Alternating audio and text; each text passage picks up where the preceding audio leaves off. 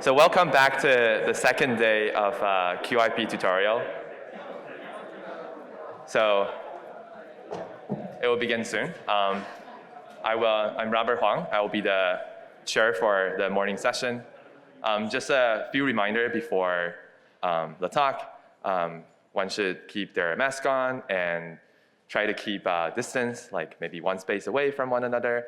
And also no food and drink inside the auditorium. If you really need food or drink, feel free to go outside. The exit is over there. And yeah, so it's my pleasure to introduce Mária Kieferová. She's a faculty at University of Technology, Sydney.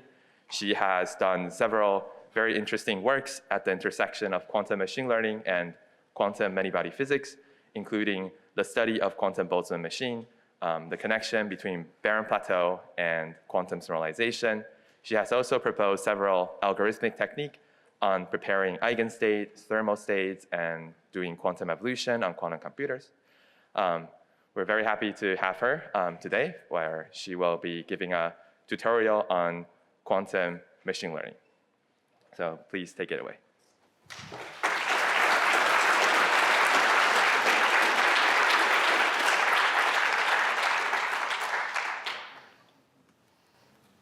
Thank you, Robert, for the nice introduction, and thanks for the organizers for having me and for keeping everyone COVID safe at this QIP. All right. So I was asked to give a tutorial on quantum machine learning, and there are many different ways how one could give a QIP tutorial. I attended these many times as a student myself. So yesterday, we had two amazing lectures from Richard and Marco that were looking into all the technical details and the mathematics behind the techniques that people are using in information theory and in algorithm creation. For this talk, I decided to take a slightly different approach, and I will have three different goals that I would like to accomplish during the next 3 hours. So quantum machine learning is a very large growing field, and we have seen many submissions, many papers submitted to arXiv every week. So over the next few hours, I would like to introduce some of the key concepts and techniques used in both traditional machine learning and then in quantum machine learning.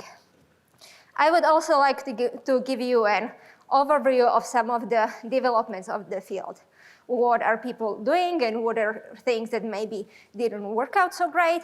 What are some of the big challenges that we will need to overcome in order to make useful quantum machine learning algorithms for something? And also, since this is at QIP, I would like to explain some of the background for the papers that we will see throughout the week that will be in some sense related to quantum machine learning. Since the field is really broad, there isn't really possible for me to include all the relevant results. So many of you probably have fantastic papers. I read some of them, but I won't really touch on them either because there simply isn't enough time or because I took a different structure for constructing this talk. So one such concept is quantum Fisher information that is really useful and interesting for the purposes of quantum machine learning, but I won't really have the time to cover it today. So we had very many submissions in quantum machine learning for this year's QIP. Many of them, you will have the chance to see them as posters, but we have 5 different papers that could be broadly characterized as quantum machine learning or learning theory. In some of them, machine learning techniques are applied on data coming from quantum experiments. In some cases, the authors told us about something about how we can learn some properties from quantum states, and we will have also some fantastic theoretical rigorous results on separations between what can be done in a classical and what can be done in a quantum scenario under certain conditions. There is also some discrepancy between the interests of the quantum machine learning community and what tends to be interesting for people who go to QIP. So at QIP, we really like these theory-heavy results with robust guarantees, very theoretical, difficult theorems to prove, where people introduce some groundbreaking technical results. But if we can look at classical machine learning, very often we have models that don't have strong theoretical guarantees. They use some approximations that from a theory perspective make absolutely no sense, but they still perform amazingly. So if quantum machine learning follows the same path, it is quite possible that some of the quantum machine learning algorithms will perform much better in practice than what we are able to predict theoretically. However, in order to be able to say something about practical performance of these heuristic quantum algorithms, we would need to have a large quantum computer. I'm not going to guess about how large. There are some interesting quantum machine learning algorithms one can run on a NISQ hardware. But for many applications, we would need our quantum computers to compete with classical computers. And that would, of course, require very many qubits, quite often fault tolerance, or even much higher. So I won't really focus on many of these heuristic results. I will maybe introduce some of the concepts, but only time will tell which techniques will prove to be useful for practical machine learning and which will simply die out or more into something else. So I talked to some of the attendees, many students, and they were telling me all the different backgrounds they were coming from. We have here some people from traditional machine learning backgrounds, some physicists, complexity theorists. But since this is a quantum computing conference, I'm not expecting that many of you know the ins and outs of machine learning. So for the first part of this talk, I would like to introduce some of the key concepts from machine learning, and especially the ones that will be critical for our understanding of quantum machine learning algorithms. And in the several other parts of the talk, I will be looking at different areas of quantum machine learning and how they are connected to the results presented during the next week. So the big question is, what is really machine learning? And depending on who you are asking for, they will tell you something else. But there is a very old, broad definition where we will take machine learning as the field of study that gives computers the ability to learn without being explicitly programmed. So we can look at some of these more theoretical results and call them machine learning. So there's things in learning theory as well as heuristics. And what is nice about this definition is that we can, easily also translate it in the quantum realm. In this case, we would have quantum computers that will have the ability to learn without being explicitly programmed.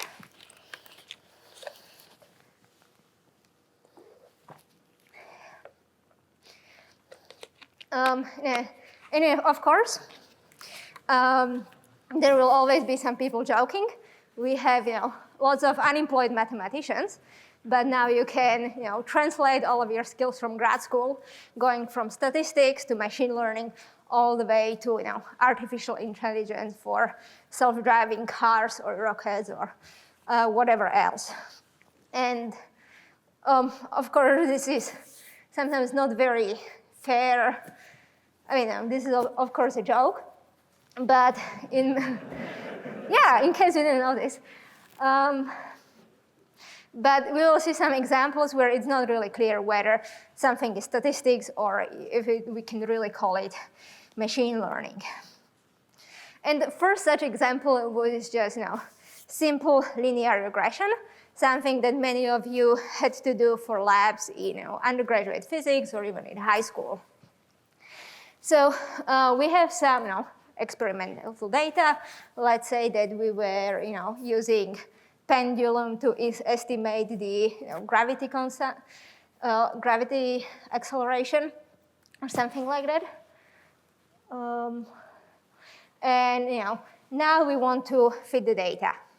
So we start with some class of models, and in this case we will say that we want to model the data with a linear function, which will allow us for, if we have the constraint that for x equals 0, y is also equal to 0, the only free parameter that we will need to find will be the slope of this linear function. And then we will try to find the best linear function that will allow us to fit the data. The key part is what we mean by best here.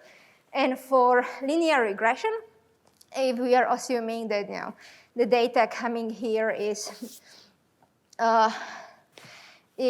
coming from normal distribution, the right thing to minimize would be the sum of least squares between, if we have the error only in the y direction, we will be looking at the errors between the y values of our model and between the individual data points. So this is a simple minimization procedure that will, without much computing power, give us the straight line that will fit our data. So if you can do this, congratulations, you can implement some simple machine learning. However, it is not that easy. One thing that we needed to agree on is what is the class of functions that we are finding our best function from. So depending on our data, we can start with a simple linear functions, but it can turn out that we will be consistently underfitting the data. So our loss, so the thing that we are minimizing, our loss functions will be still too high. We will always have very large error. In this case, we might have to adjust what is called hyperparameters, what is the class of the functions we are working with, and then we can find a better function. But if we give ourselves too much freedom, too many free parameters, we can have the problem of overfitting. And if we are overfitting, our function would be absolutely fantastic for fitting the training data. You can see that in the third picture, there would be almost no least square error. But if we have more data coming in, if we try to apply our model on some other data set coming from the same distribution, it won't generalize. And this is a key concept in machine learning. We not only want to fit the data we have, we want to have a model that will be able to predict some properties or work for data that we haven't seen yet.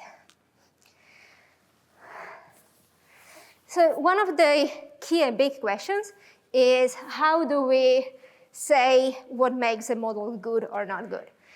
And this is called, in different groups of people, loss function or a cost function or an objective function.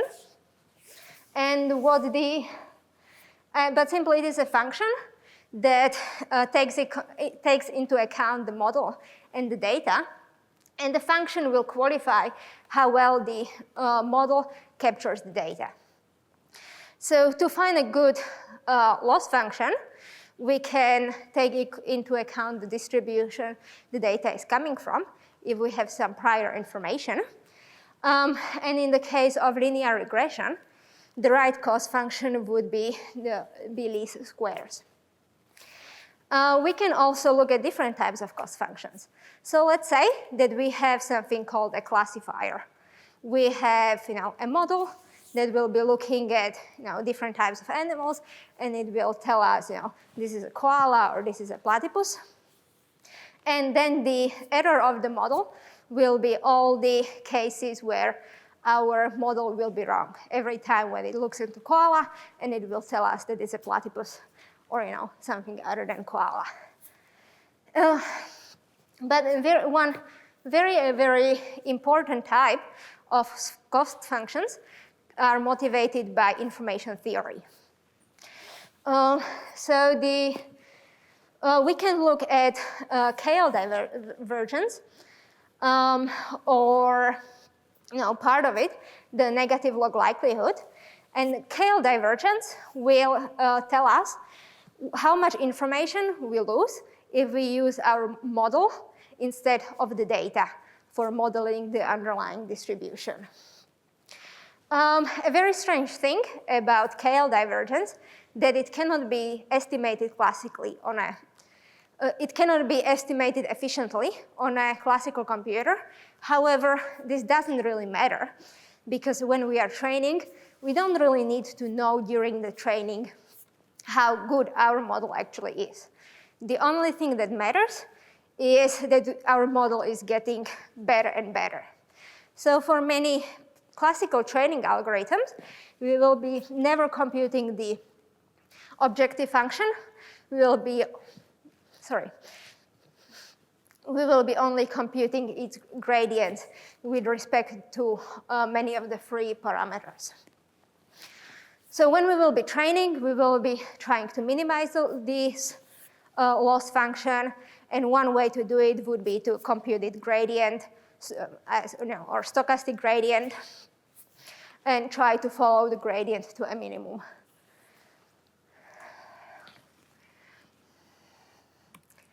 Also, I haven't mentioned before, feel free to ask questions even by raising a hand if you are here, or by typing questions in the chat box, and then Robert can ask on your behalf. So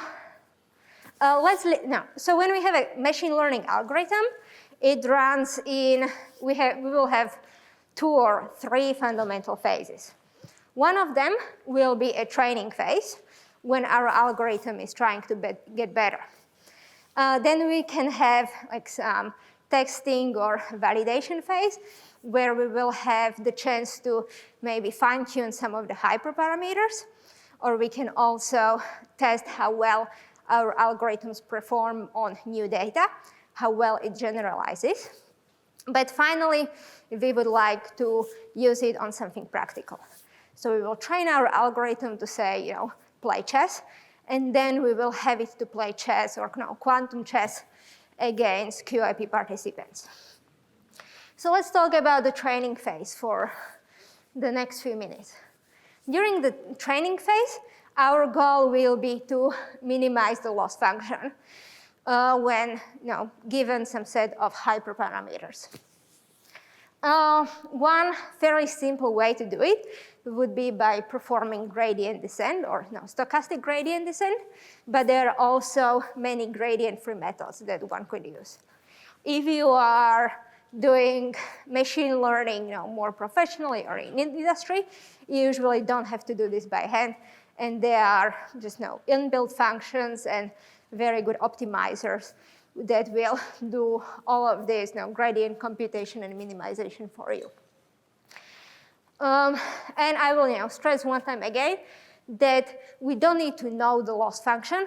It is only important to be able to minimize it either by computing its gradient or even sometimes approximating or bounding the gradients. How good our algorithm will be can be then determined from its performance on the testing data set. So if we are training algorithms on some set of training data, but then to know how good it actually is, we don't only want it to reproduce the data it already seen, we want it to generalize. So this is why what the test set would be for.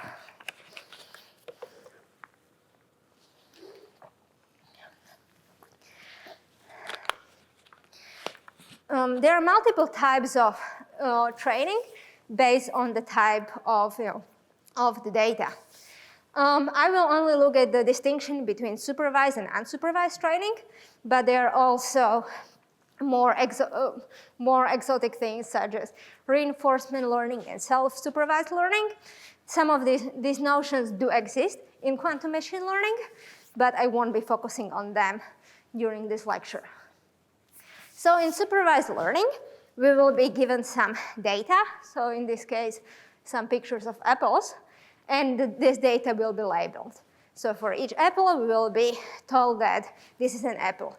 For each video showing a cat being scared of cucumbers, we will have a label saying that this is a cat video. And so this is in part of the training phase.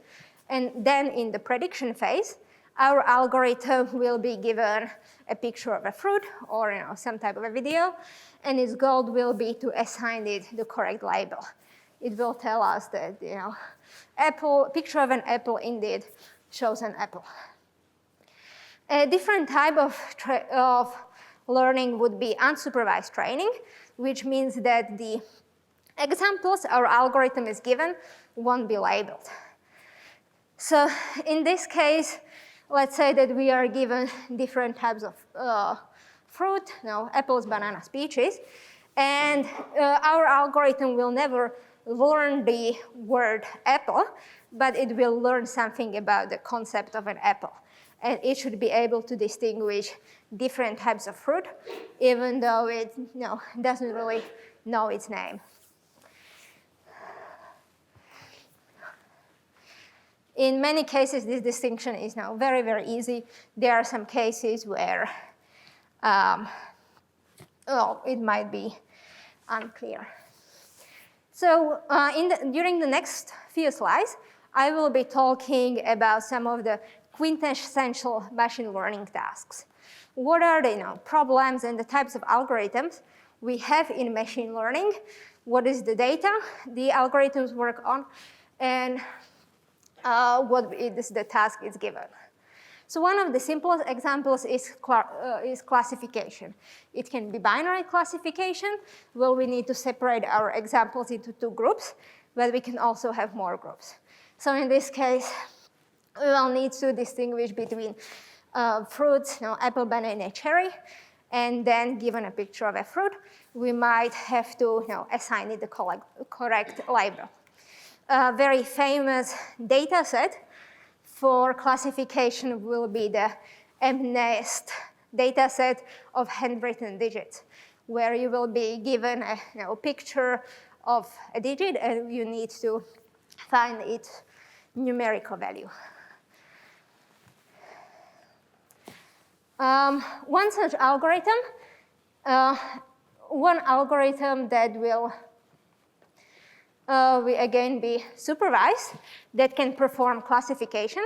In this case, we will focus on simple case of binary classification, is support vector machines. So we will have these two concepts. Let's say that the blue ones are blueberries, the green ones are green apples. We know which ones are which. And our goal in support vector machine is to find a hyperplane that will optimally separate blueberries from green apples. So in case when we have only two-dimensional data, this task is pretty easy. But once we go into many, many dimensions, as is the case for pictures or videos or some more complex problem, finding the separating plane is very difficult. This picture also only looks at the case where our data can be separated by a linear model, but more often than not, we will be working with some data sets where these two different classes cannot be separated with a linearly, but we would have to look at some nonlinear classifiers. And later on, I will talk about some of the tricks one could use to do that. So now we have, again, two different classes, blue and red. But as I mentioned, in the input space, they cannot be really separated by a straight line anymore. So to separate it, people use something called kernel methods. And this is specifically called a kernel trick. So the broad idea is that instead of working in the input space, we will first map the data in some higher dimensional space that even though it's higher dimensional, the data can be more easily separated here. And this mapping is called a feature map. And then also we have some function of similarity between different data points. This is called a kernel function, and it is defined as a linear inner product between these data points in feature space. Kernel methods are quite popular, also they also exist in quantum machine learning. And the beautiful things about them are that we know about certain types of kernels that perform extremely well, for example, Gaussian kernels. And there are also provable guarantees about how one could construct a feature map that would do a good job separating different classes.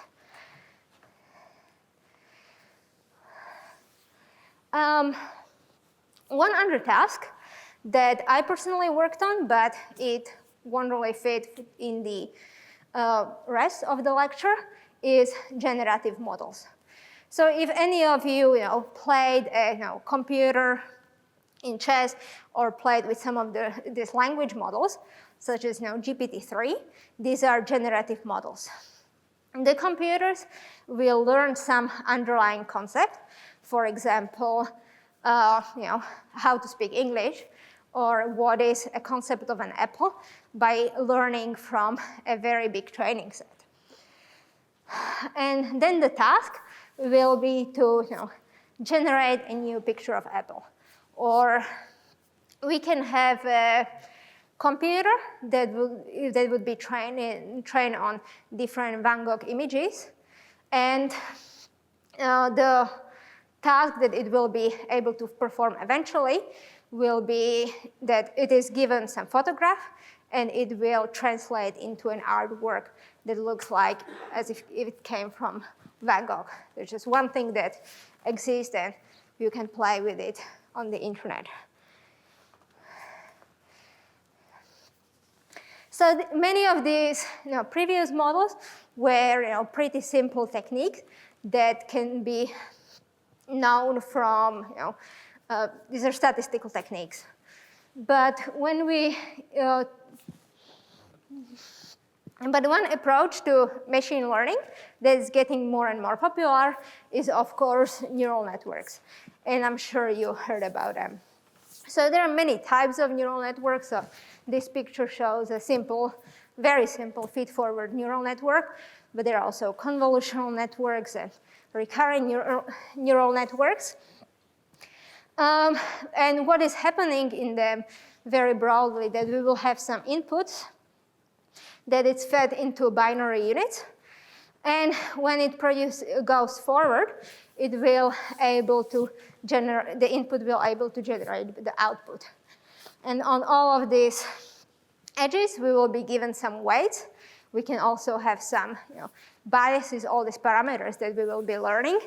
And once the network will be trained, the weights and biases will give us clear rules how to map the inputs of the neural networks to the outputs. The cool thing about neural networks is that they can be trained via backpropagation. So we can also use some input where we already know what the output should be. This is when we are working with training data. And backpropagation rules will allow us to compute the gradients for individual parameters, which means that even if we have very, very large network, we are able to train it and estimate the parameters efficiently. Unfortunately, many of these classical training techniques don't really translate to the quantum world. The big buzzword in machine learning is deep learning. There's a question. So Daniel Tan was asking, can you explain why we define the kernel to be the inner product form as it is and how to use it? So inner product is now one way how we can define similarity.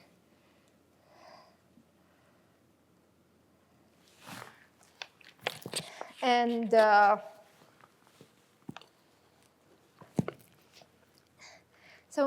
let's go.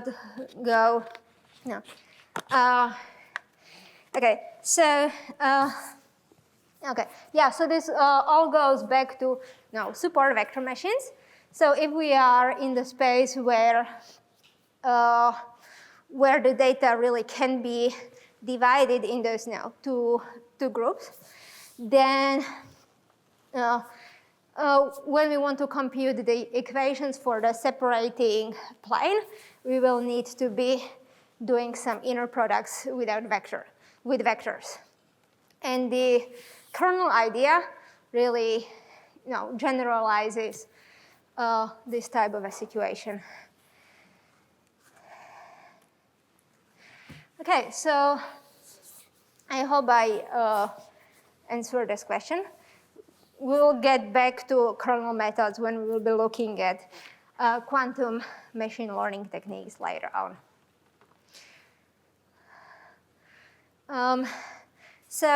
What is deep learning? It seems like we are learning some very deep questions about life and the meaning of life.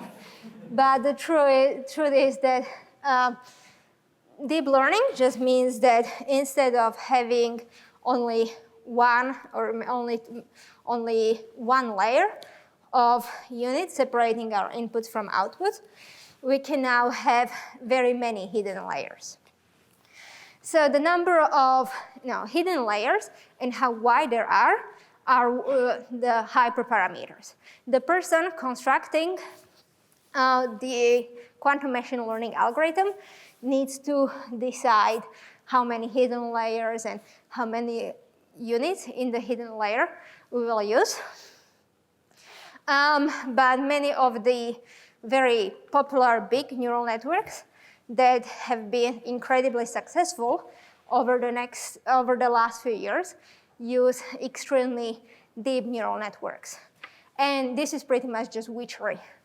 I personally don't really understand how it does what it does, but they perform beautifully for many different tasks, from playing games to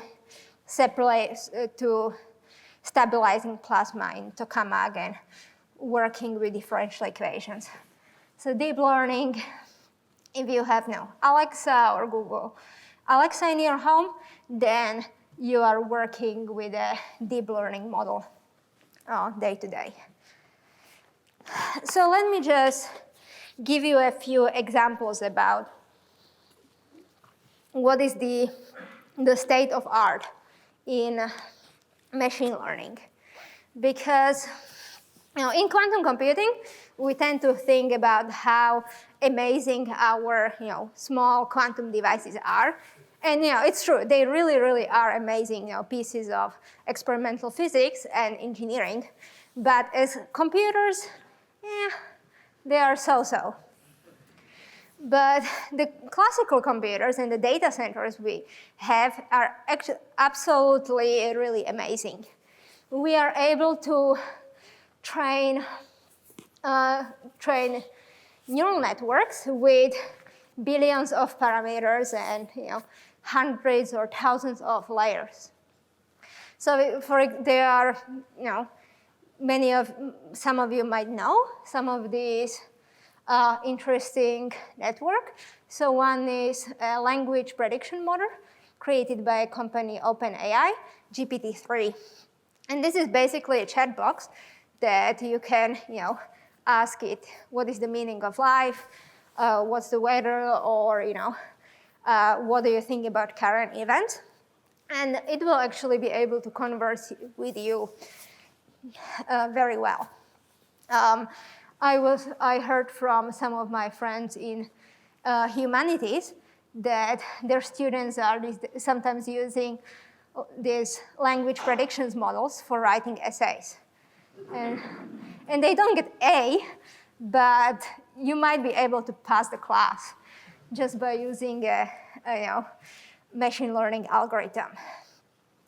A few weeks ago, there was a really cool piece of news that there was a neural network that researchers trying to solve selected problems for International Mathematics Olympiad. So this is a high school competition when some of the best and brightest math students solve math problems for fun. And these problems tend to be prove problem X, or do some very complicated geometry and show that this radius is somehow connected to that triangle. And solving this problem is actually quite difficult. It's not just simple arithmetics that most of us know from high school, but there were neural networks that were able to prove some of these theorems. Currently, as far as I know, the biggest neural network that people trained is one from Google Brain that has 1.6 trillion parameters. So these are actually really massive models. They use a lot of energy to be trained, which is something we need to consider for our environment. But all of this is to impress you about what we can do with machine learning, and also to give you a point of comparison about what we are really competing with when we are creating quantum machine learning algorithms. We are not going to have a variational quantum circuits that would be able to compete with these neural networks on language prediction tasks. So that was all from the classical part. Do we have any questions? Or do we have any machine learning experts who have strong opinions and they would like to share them in form of a comment?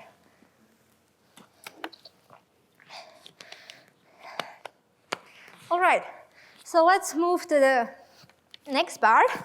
And we will take some of these concepts and try to make it quantum.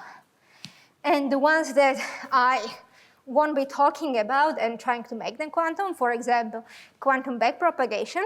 For example, I won't be talking about how to make backpropagation work in quantum models.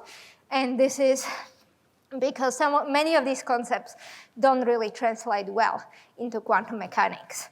The hint is that this has something to do with non-commutativity, but that's all that I will really mention for now. So when you want to motivate quantum machine learning, people will usually tell you something about how machine learning is great, which is what I've been doing over the last 40 minutes. And there is also a strong motivation for quantum computing. I don't think I need to explain to you why quantum computing would be interesting and have potential, but we all know that there are problems such as factoring, where we have an efficient quantum algorithms, but we cannot solve them classically. And we also have all of these separations coming either from sampling problems or from results relative to oracles. So the natural question is that, well, why not put them together and really stir the beaker? The result, it must be even better than both of them. But It's not necessarily true. So sometimes you can put some delicious things together, for example, cherry pie and ice cream, and they work beautifully. The final meal is significantly better than either of those ingredients. But you can also take together different delicious things, like cheeseburger and Oreos, and you will end up with a really disgusting result. So the question is, what happens if we put together quantum and machine learning? Do they work together well, or will they clash and do we end up with some monster? And hopefully, I will convince you that there are cases where quantum and machine learning can play together really, really nicely. However, one would need to be very, very careful, because if we work with big classical data and we want to feed them into a quantum computer, this task alone can kill off all of our speed up easily. Is there a question? Yeah, there's a question. But okay, I'll just ask it. So the author was asking, he's just wondering if you have any idea on any thoughts on applying PUMDPs to quantum reinforcement learning models. But if you're not familiar with because I remember you said you're not going to cover quantum reinforcement learning. So if that's out of your, it's fine to skip. But just wondering if you have any thoughts. Yeah. Okay. Yeah. So I'm not familiar with PUMDs and how they apply to quantum reinforcement learning. So in quantum machine learning, people are trying different things, and it's fantastic. I think we need to have a big variety of approaches and ideas to see which one of them will pan out. But now for this particular one, I'm not familiar with it. It's from Scott. So maybe we can talk later about how this works. But that's all I can say at this moment. Okay, but thank you for the question anyway. Okay, so the big question is, yesterday I was talking to John Preskill about what we should talk about this tutorial, and he told me that he would really like to know what actually is quantum machine learning. So I have this very cop-out answer. If we have some machine learning or learning algorithm that has something to do with quantum, we will call it broadly quantum machine learning.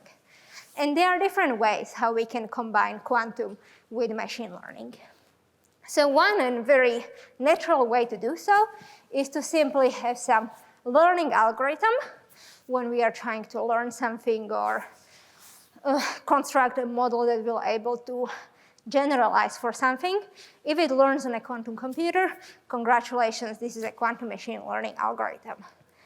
But also if we have data that is either quantum and we are operating on it and then using machine learning techniques to learn something, such as tomography combined with machine learning techniques, we will call this also, for these purposes, quantum machine learning.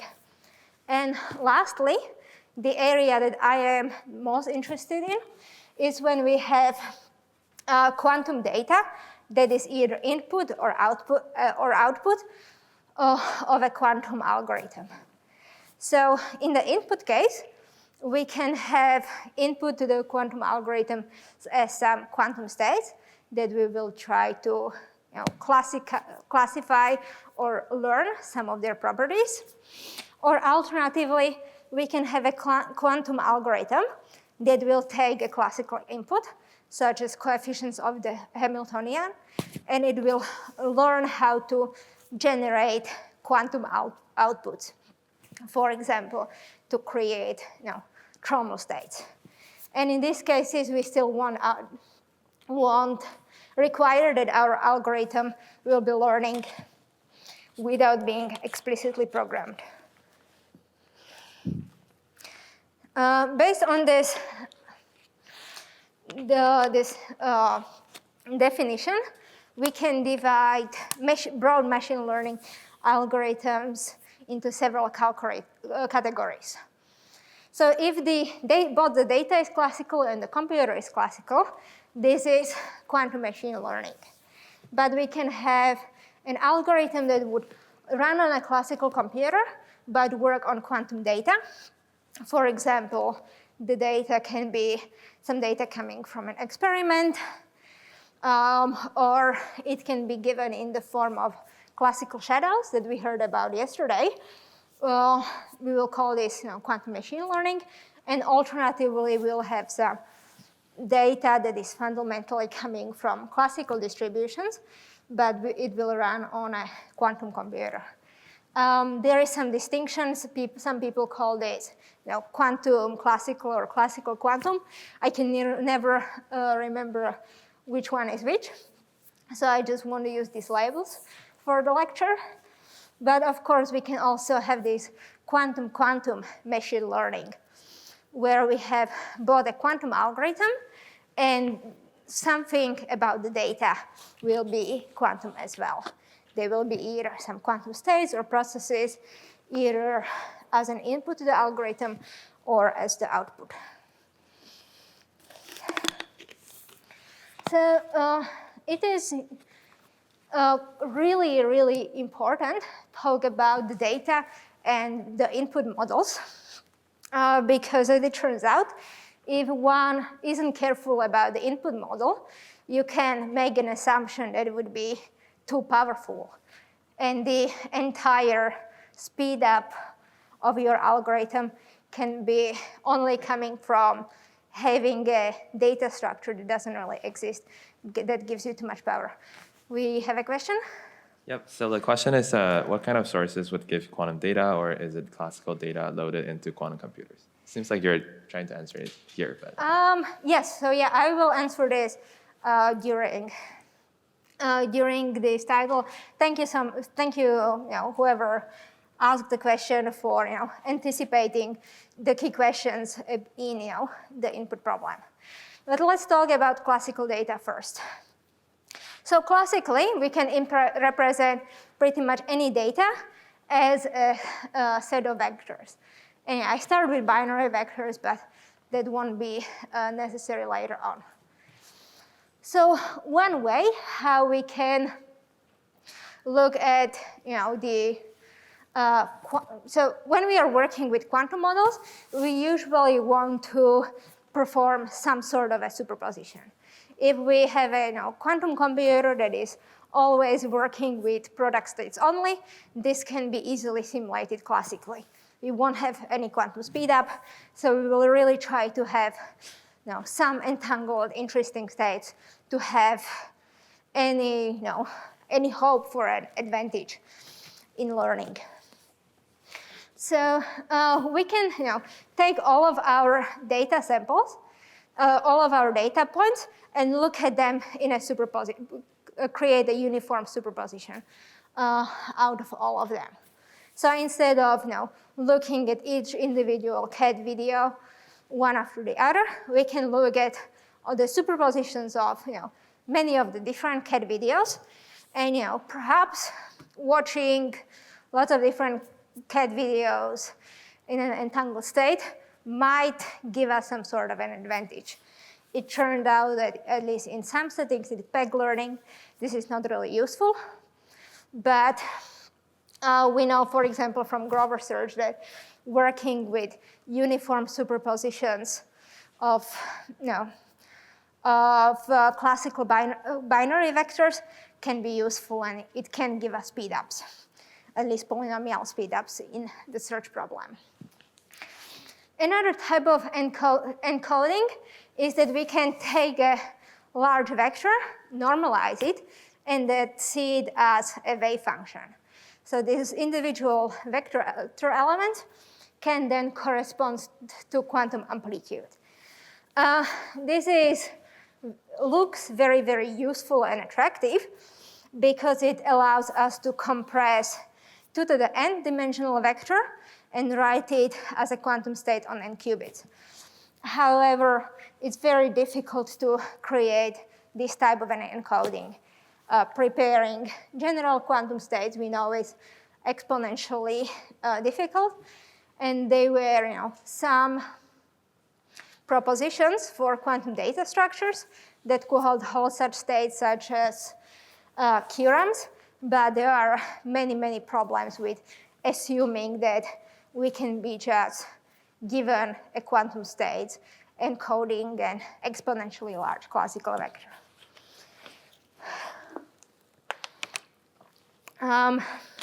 And the last type of a classical description is a feature map. We will have, we will start with a binary vector as our input to our quantum circuit, and then we will apply some unitary that will map this classical vector x into some quantum states corresponding to x. The feature maps, of course, can be seen as a generalization of the previous two types of encoding. But when we think about feature maps, we usually work with an explicit unitary that can be constructed that is also typically very, very shallow. So let's now answer the question from the audience about what is the quantum data and how we will be given it.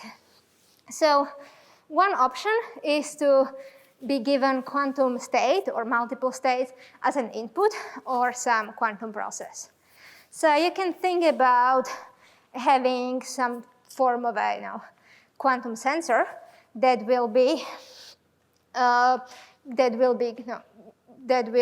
initialize itself into a quantum state as a result of interactions with environment. We can also see these quantum states as coming from some previous quantum algorithms. Let's say that we run a Hamiltonian simulation process where our quantum algorithm prepared a quantum state that was a result of a simulation of some dynamics in quantum chemistry. And we could use this state and do tomography on it directly. That would be exponentially difficult. We could also take this state and compute some expectation values with it, which is useful, and what we often do at the end of Hamiltonian simulations. But we can also take the result of the simulation and feed it into a quantum machine learning algorithm to learn some of the properties of the state. And similarly, with quantum process, we would be assuming to have some access to either a quantum channel or a unitary. This can be a Hamiltonian simulation or some noise that is affecting our system.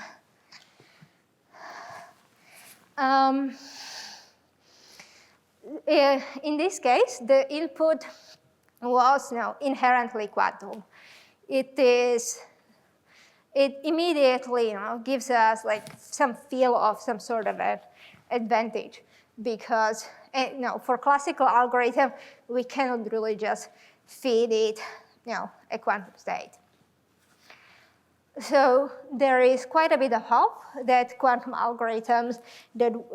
machine learning algorithms that operate directly on quantum states can do something interesting for us. And I will be talking about these types of results later on. Yeah, we have a question? Milton was asking if you have, say, like in the third bullet point of the classical setting, if you have multiple different data points like x1 to xk, for example, what should we do with the feature map? Like he was asking, should we just add them up or should we do something else? You could add it up, but for the feature map, this would be just different input for the same feature map. So you can think about this feature map pretty much as a unitary.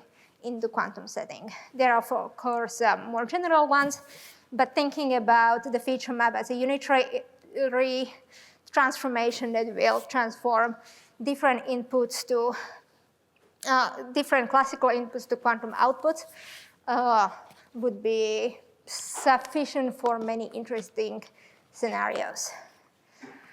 Thank you for the question. Okay.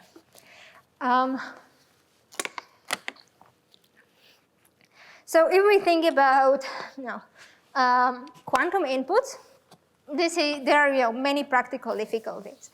We currently don't really have good techniques for reading out information from quantum sensors and feeding it into quantum computers. So it is also useful to work with some classical descriptions of our quantum data or quantum processes. So one such description would be Hamiltonian, that I misspelled there.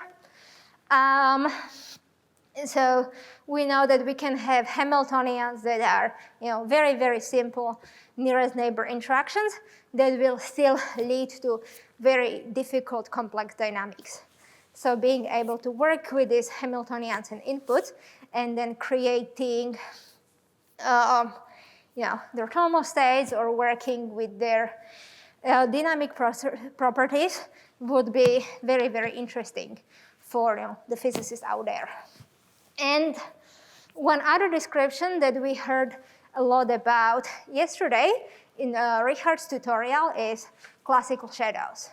So classical shadows are an efficient classical description of quantum states that doesn't, of course, capture all the complexity and all the amplitudes we can have in a quantum state, but they are extremely, extremely interesting and useful for predicting properties.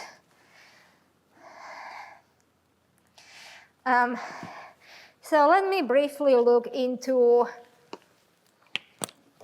the different approaches.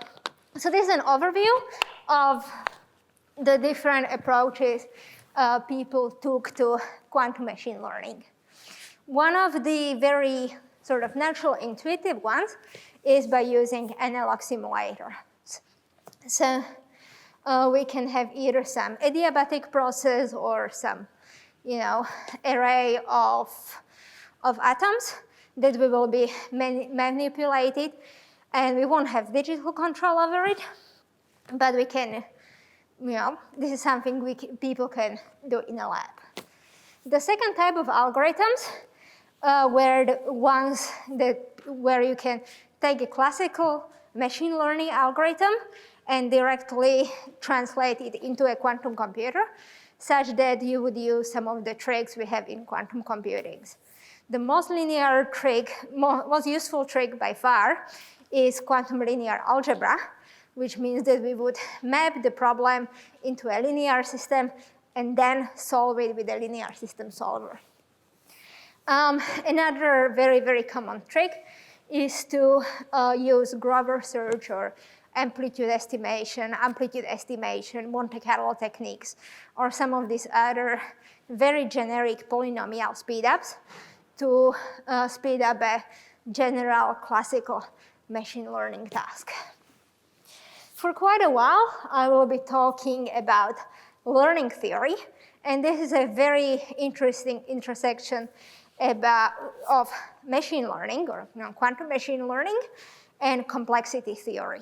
How many samples do we need to learn something, and what are some of the theoretical guarantees and limitations one can put on learning? And lastly, for a considerable time, I will be talking about the things that we can either do now or in the next few years, where the quantum algorithm works in a very limited quantum computer in a NISQ setting, but we can already use some of these noisy quantum devices to work with quantum machine learning. So let me give you an overview of some of these techniques. But before I get it, I would just like to say that there are many, many problems that you can write a quantum algorithm for, or quantum machine learning algorithm for. Almost anything can be fed into a general optimization procedure or a general variational procedure. But for the vast majority of these cases, there isn't a very good intuition for expecting a good speed up. So for many problems, we already have incredibly efficient classical algorithms that can solve problems going up to very, very large instances. And we won't really expect any speed ups for many, many years. So I don't want to discourage people to be exploring and trying lots of different techniques, but let's just be careful about, let's just have realistic expectations of when it really makes sense to use a quantum computer. Many of people here work in industry, including me, to some small capacity. And there is quite a lot of pressure about using quantum computers in interesting ways. But from we know in experience, it tends to be still much cheaper to use a classical computer for solving pretty much any industrially relevant problem that I know of. Okay, so let's look into analog simulations. The results, people who work on quantum machine learning in analog processes have this very deep physicsy intuition saying that we can construct some digital artificial neural network, but we could maybe just naturally simulate some of the processes that are happening in brain or somewhere on some large many-body system. So it's sort of like there is a big difference between a brain and an Ising model, but if you are a physicist, you can model pretty much anything with Ising model and get it, put it on archive at least. So the really cool, the nice thing about this is that it is often something people can do in labs. If we have some linear optics of quantum annealers, or I don't know,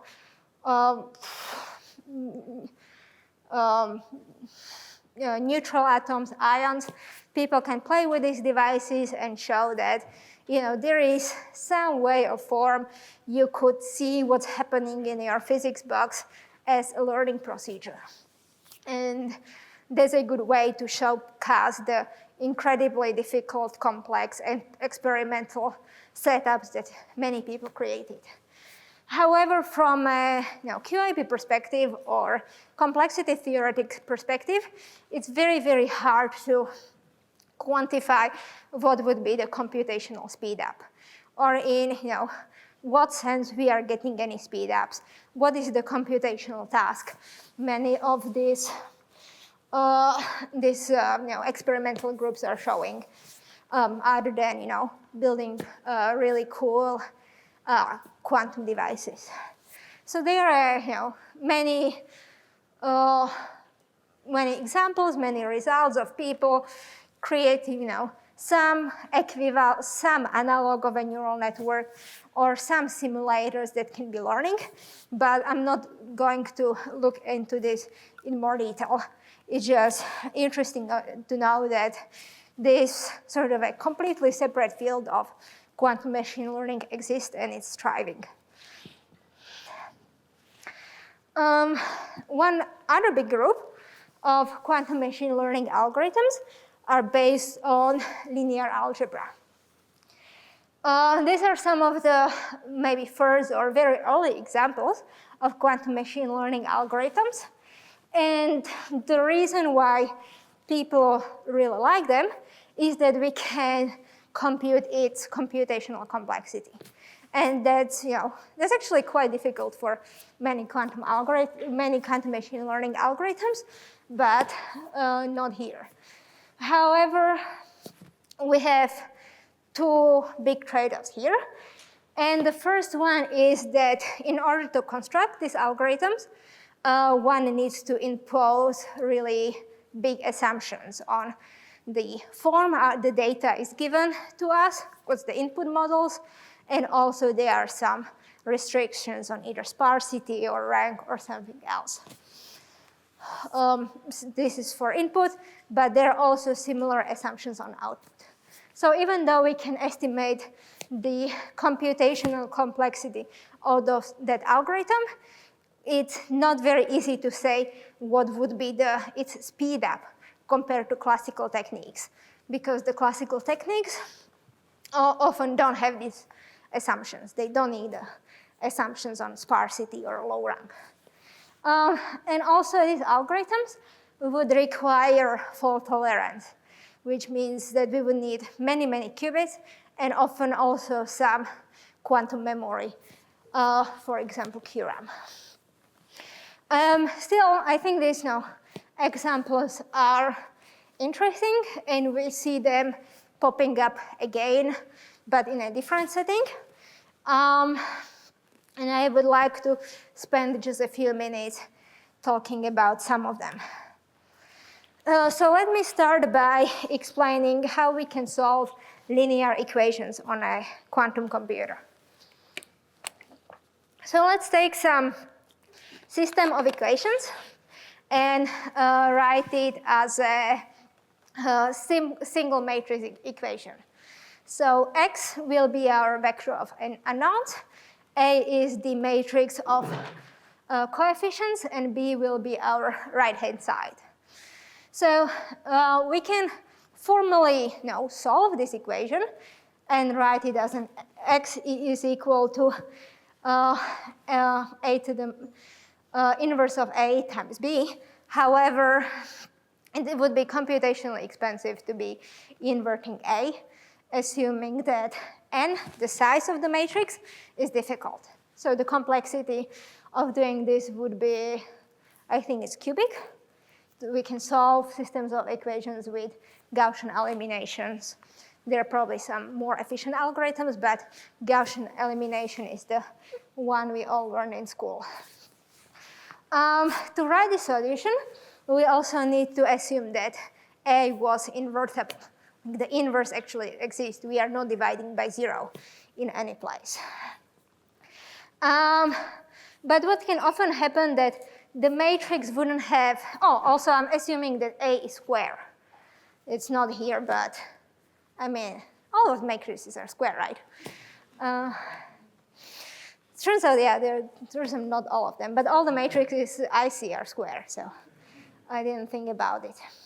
So we can have a matrix that won't have any singular values equal to 0, but it can have some singular values that will be very, very close to 0.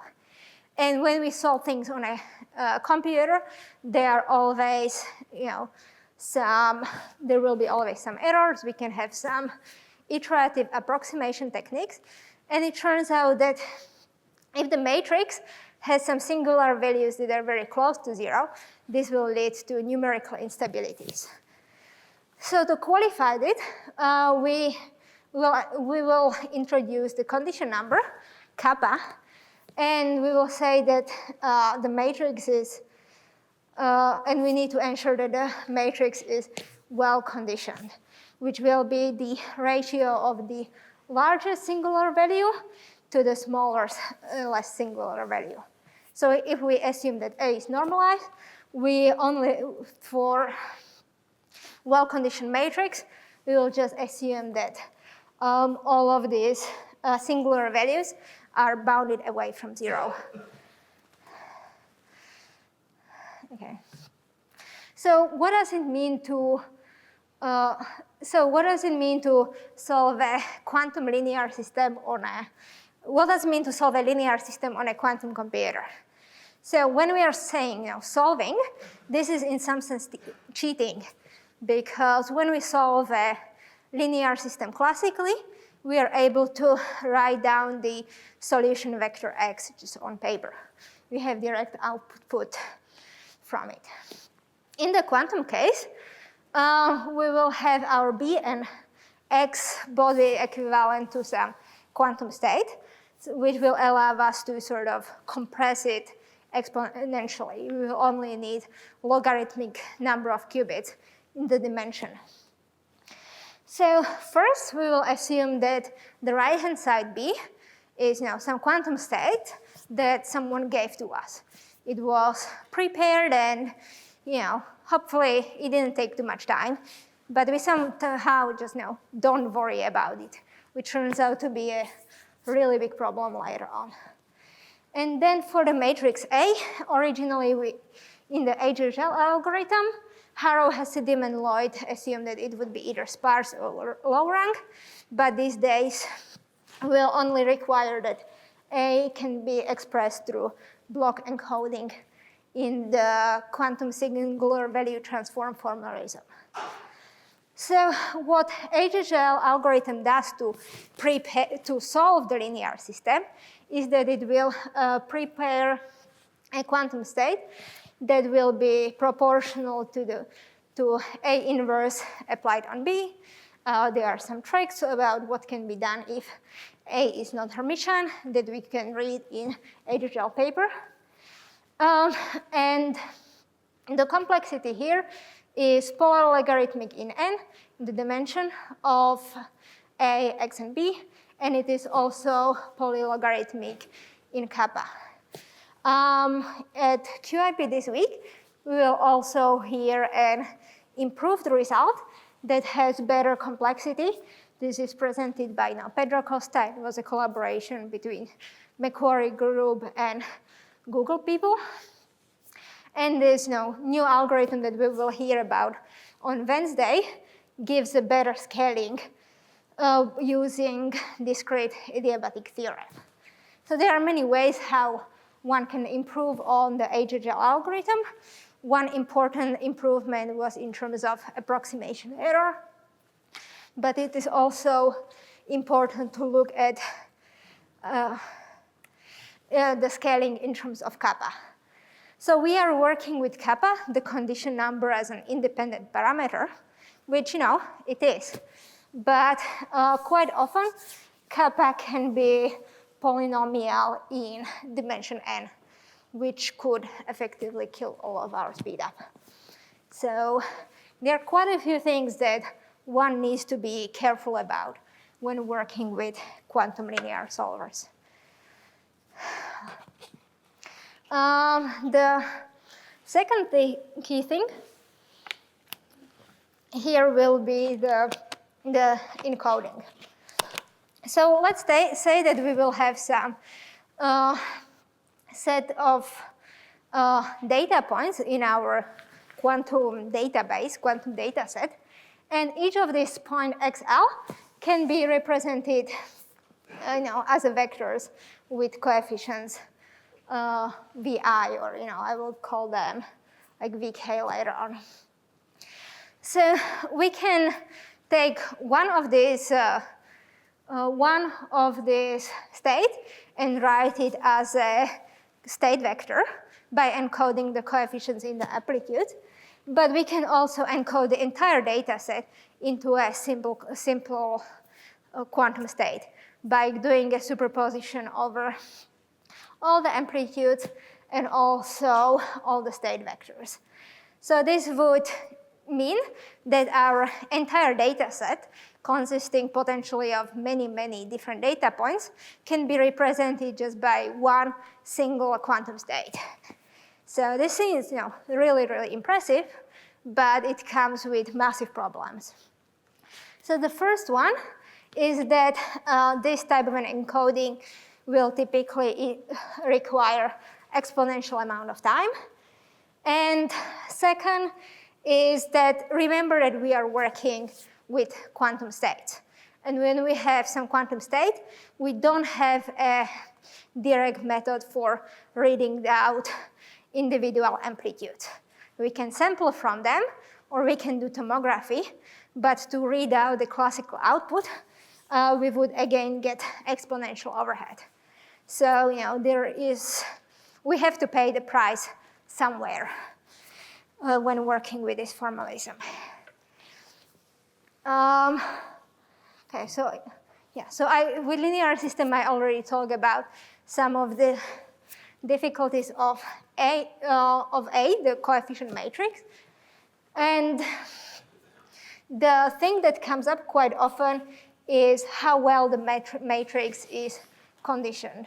What is the relationship between the condition matrix of A, condition number, and the dimensions of A? There are techniques known as preconditioners that allow us to to decrease the condition number if it's too large. However, finding a good preconditioner is just as difficult as solving the linear system altogether. So again, we have to pay the price somewhere. So we have massive conditions on our matrix coefficients, and we also have some very strange condition on the read-in and read-out. But these are, who cares about assumptions? We just have theorems, and we can just, we are physicists, so we can hope that everything just works out in the end. It doesn't matter what we are assuming. Let's just try and see if it works. So when we take this now, quantum linear algebra, it is an extremely powerful formalism. You can show that solving linear systems under the conditions outlined in the HHL theorem is BQP complete. So there will be some cases where this cannot be simulated classically. And also there are many, many different techniques, minimization procedures, etc., differential equations that can be mapped onto linear systems. And one such technique is quantum support vector machine.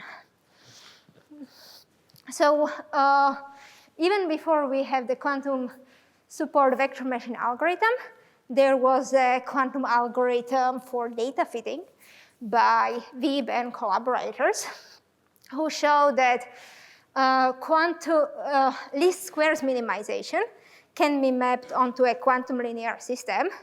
And quantum linear systems can be solved through Hamiltonian simulation. So through this series of mapping, we can give a quantum algorithm that would have exponential speed up under some assumptions for least squares problem. And super vector machine can be then mapped on least squares minimization problem.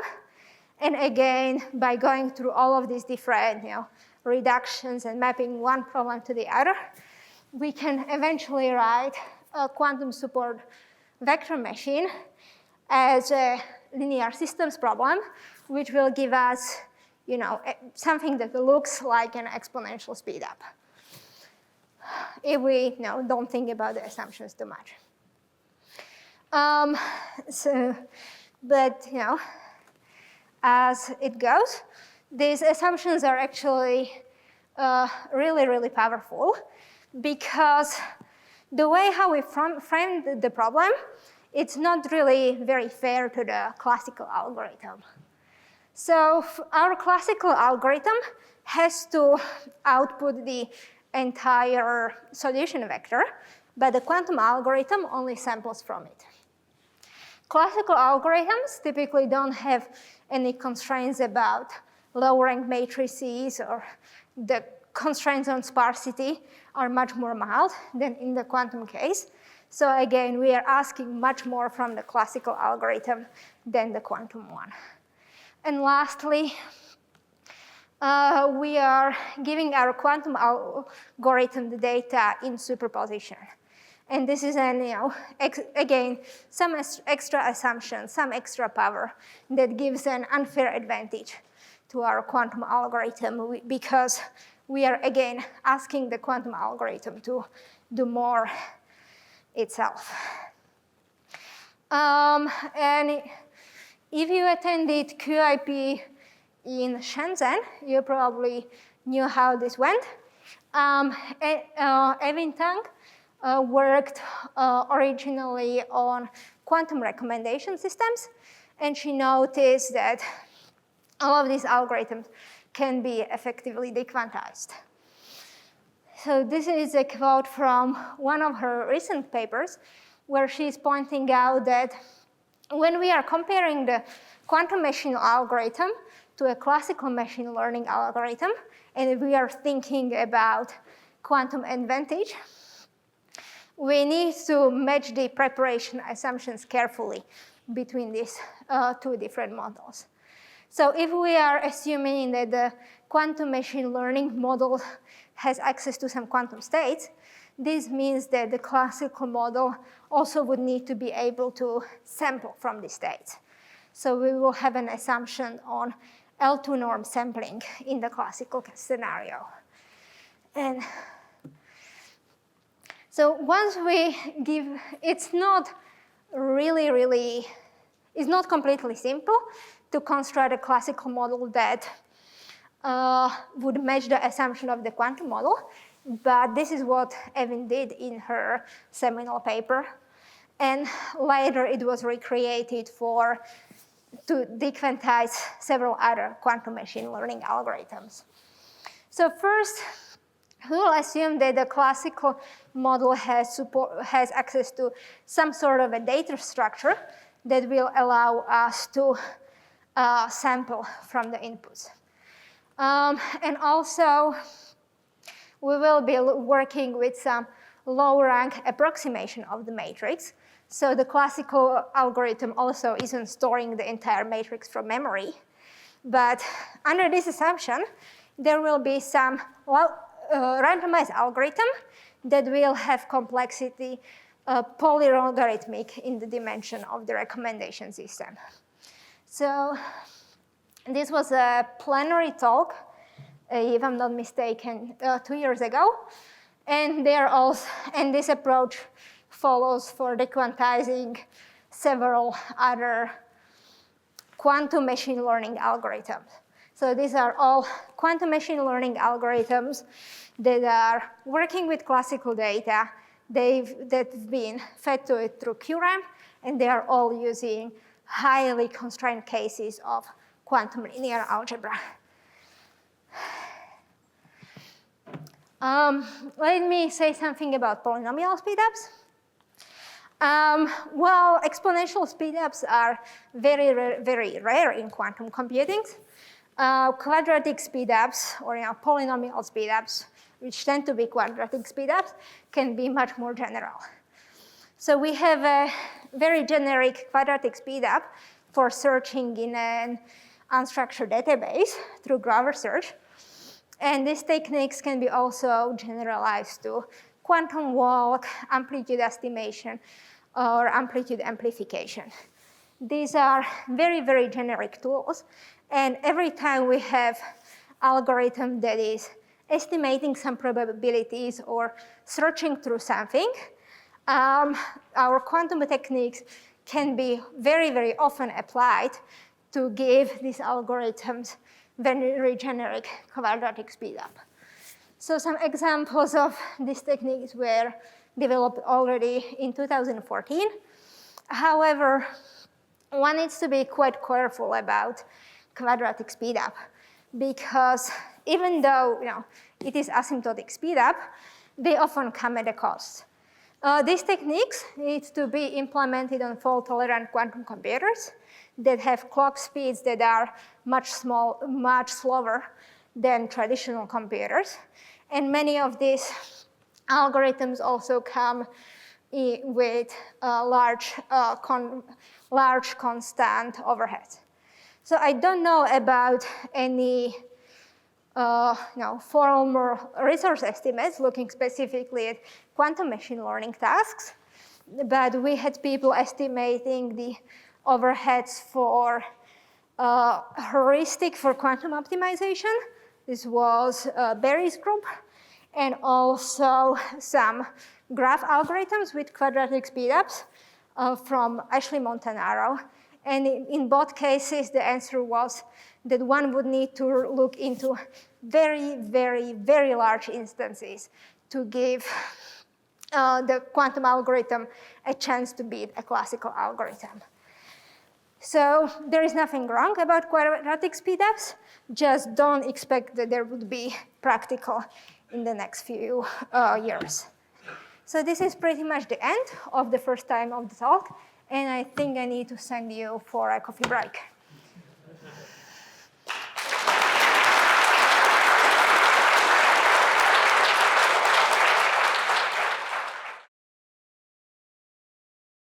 Hello, thanks for making it back. And so we already covered some classical background to machine learning as well as quantum algorithms based on linear algebra or Grover search. I would also like to thank Ronald DeWolf, who pointed out that at this QIP, there will be an example of a machine learning speedup that I didn't notice for some reason. Apologize, this is my fault. And this talk will be on Wednesday, and the talk is titled Quantum Algorithms and Lower Bounds for Linear Regression with Norm Constraints. So we will have one more quantum machine learning talk this year. So thank you, Ronald. Okay, so we started pretty easily during the first half of the tutorial, but today let's amp up the complexity and look a little bit into complexity theory, specifically how we can connect machine learning and quantum machine learning tasks with complexity results, what can and cannot be done on a quantum or classical computer efficiently. So one of the key questions in the theory of learning is what functions or what concept classes, probability distributions, can be learned in a polynomial time. This is key for studying because there are often some rigorous lower or upper bounds on the number of samples one would need to learn for some complex class. However, for practical application, one of the big downsides of learning theory is that the problems that we are studying are either very general. For example, we are talking about some general unitary, general quantum state, or they can be highly structured. So in complexity theory, one of the techniques to showing that something can be hard or there is some separation is by explicitly constructing some problem instance, some probability distribution that will separate quantum and classical techniques. However, these types of probability distributions or these types of functions are often not what people would be interested in practice. So for those who would like to get more into quantum learning theory and particularly quantum backgrounding, I would very highly recommend a review from Srinivasan, Arunachalam, and Ronald DeWolf. It's from 2017, which is very recent in normal years, but the field moves very, very quickly. And we will see that there is quite a few results in the last few years that couldn't be included in this review. So when we talk about learning theory, one of the fundamental results here is called the no free lunch theorem. And this is a result that connects learning with optimization. And depending on how you think about it, it is either very clear or very, very surprising result. So let's say that we want to learn some unknown function from x to y. And let's say that this unknown function will take a picture, and it will tell us whether the picture depicts a swan or not. And then we will have some hypothesis h that will be again the same function going from x to y, but we will construct the hypothesis on given some subset of the spaces.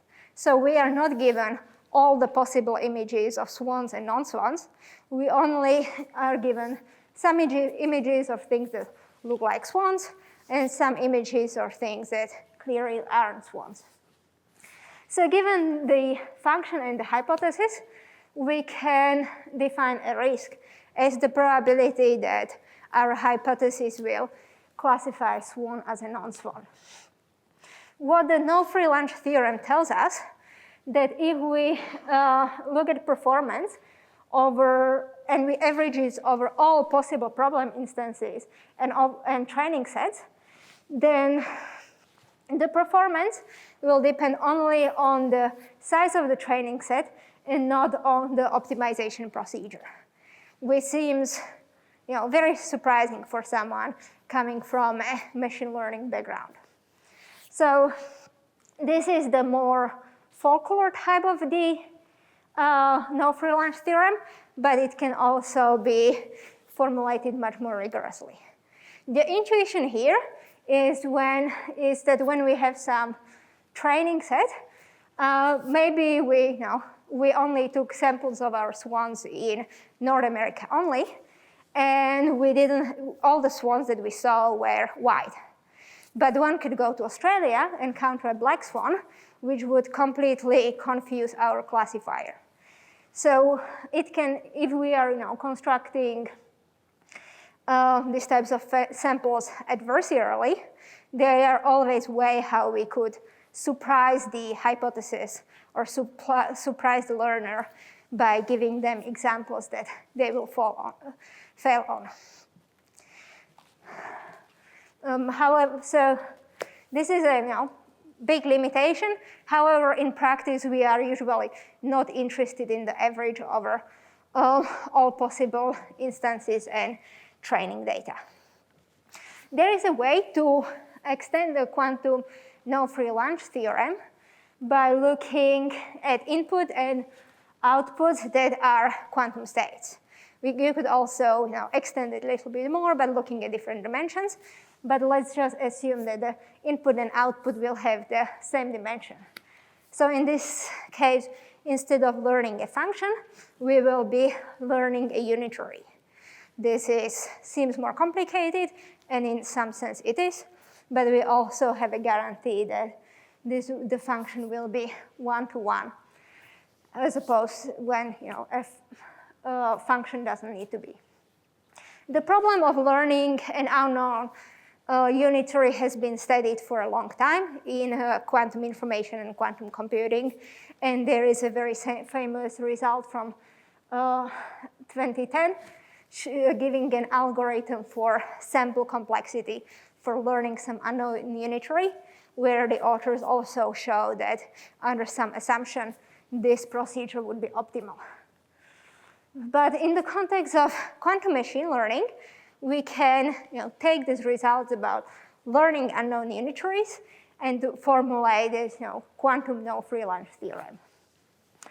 So in just last year,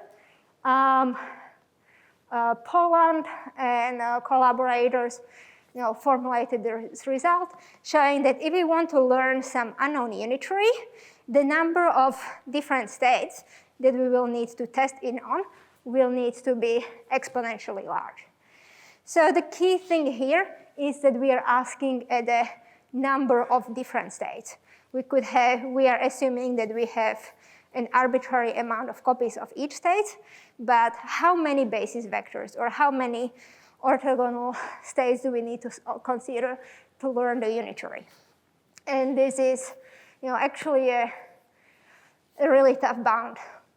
To give you some intuition for those of you with complexity background, we could tie this problem to the problem of testing whether a circuit is identity or not. Identity testing is QMA hard. I don't remember if it's QMA complete. But basically, to really guarantee that a circuit performs identity, you would need to try all the possible scenarios, because there might be just one or two inputs where the unitary acts like a multiple control knot instead of identity. So if learning a simple identity unitary is hard, learning an arbitrary unitary would be, of course, just as hard. However, in a very recent result just published this year, Kunal Sharma and the team from around petricles also show that if we now consider examples that can be entangled to some reference system, in the limit of maximal entanglement, we will need fewer different states. So we can, in some case, cheat this quantum no-free lunch theorem. And the trick here is if we have our states entangled to this extra system, what one can only need to learn the Choi matrix, which is just the Choi state. So it's just one state, but still it would be difficult to learn, even though it's just one state. So and this points at some of the difficulties one would need to consider when extending classical results in the quantum realm. In the classical case, we wouldn't even think about how many copies of one data point we would need to learn something. And there is, of course, no such thing as classical entanglement. But in the quantum case, the sample complexity and how many copies we would need from each state can really change things significantly. So this is if we want to learn something perfectly with 100% guarantee, it is very, very difficult. But quite often, we don't need to have 100% confidence and learn functions 100%. And this is where peg learning, or probably approximately correct learning, comes in. So peg learning is a well-known framework established by Valiant when the goal is to learn some function where we have the ability to sample from it. And we don't need to know we don't need to be always correct. We only need to be correct with high probability that we will learn model that is approximately correct. So when we will be generalizing our hypothesis, applying it on examples we haven't seen yet, then the approximation or the generalization error will be bounded. So you can formulate all of your theorems in form of epsilon and deltas, look at variances, and estimate sample complexity for different problems. This is a really nice framework because it gives us concrete theoretical tools for connecting complexity and quantum machine learning.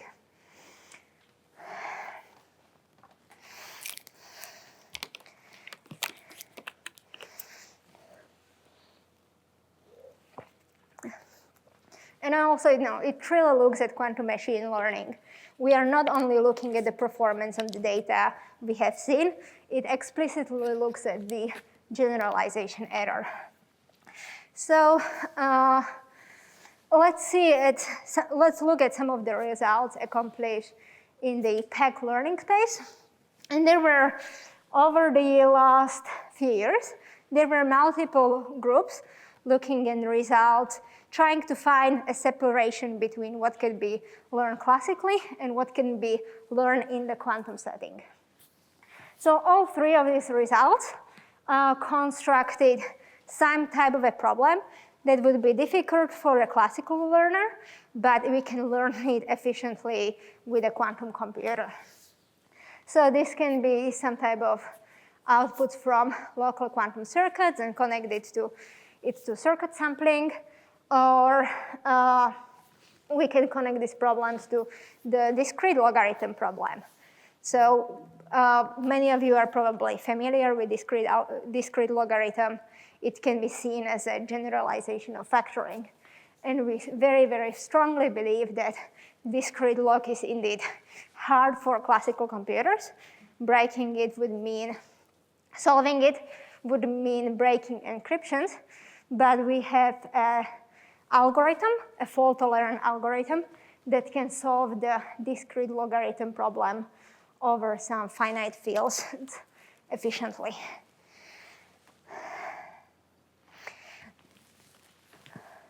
So this was we can also extend peg learning and look not only at classical distributions and classical functions, but also consider about how hard it is to learn a quantum state. And this is a very well-known problem that is studied both theoretically and in each and every lab. If we want to learn some quantum state exactly, we want to know what are the amplitudes, what are the matrix elements of the density matrix, then we will need to, of course, perform tomography, which is exponential in the number of qubits. But sometimes we don't really care about all the amplitudes, and we can learn some other properties of states. We can ask whether the state is pure. We can ask what are the expectation values of the states. We can ask something about the correlations, etc. And for some of these seemingly easier problem, we are now not limited by the tomography limitation, but we can come up with much more efficient algorithms. There are known algorithms that are provably efficient in the number of samplings. I listed these two fairly recent results. And both of them are utilizing entanglement by looking at multiple copies simultaneously. Yesterday, we heard a lot about tomography and learning from quantum states from Richard, when he introduced the framework of classical shadows. So this is a framework that doesn't give us the exact description of the quantum state, but we will have a reproduction that can be efficiently estimated. It doesn't require an exponential memory, and also it's very, very useful for number of results. There are also many properties of quantum states that one can learn, and I listed some of the recent results from people who might be in this room or the auditorium next door. So we know that having the ability to create entanglement between different copies of our system is useful. However, this might not be always achievable in the experimental setting. So let's now consider the scenario when we want to learn some unknown state rho, but we can only measure one copy at a time. So this is called single copy or non-entangled measurements. And there are two different avenues how one could perform such experiments. You can set up all of your graduate students in their labs and let them run experiments many, many times and do measurements in different bases. Or you can have them to talk to each other. And then we could create an adaptive scheme. So based on the previous experimental results, we can decide that measuring in one basis or measuring some observables is more important than measuring other observables. And at QIP tomorrow, there will be very interesting talks where the authors improve the lower bounds for learning quantum states with single copy measurements. So we will see what are the bounds on measuring or learning quantum states when we can just do one measurement with one copy at a time. So, but let's say that we don't really have this constraint. What are the other things, and like how more efficient can we be if we have multiple copies of the state rho at a time, and now we can have them to interact, we can apply some quantum circuits on it, and introduce entanglement before we measure. And we know that this is indeed a very powerful thing. The optimal tomography protocols assume that one can have entanglement. And also at last year QIP, there was a separation of learning with and without memory. But tomorrow, we will have a very interesting talk showing that when our learner is given a quantum memory versus not, we can exponentially separate these two scenarios.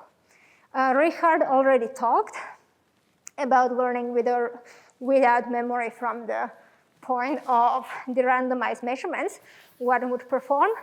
But for those who only arrived today, I would just give you sort of a food for thought problem, and one that is lifted from the paper we will hear from tomorrow. So let's say that we have some unknown quantum state rho, and our goal is to decide whether this is a pure state or if it's maximally entangled. So if we are given 2 copies of rho, there is a well-known quantum algorithm that allows us to estimate purity. Do we have any guesses? Not from the authors of the paper. Yeah, we can perform a swap test, which is allows us to sample from trace of rho squared, and trace of rho squared is indeed the purity. However, as the authors of this paper showed, if we are given only 1 copy at a time, this task becomes much more difficult. So this is just an intuition, but this is a very, very technical result, just like the rest of the papers accepted at QIP this year.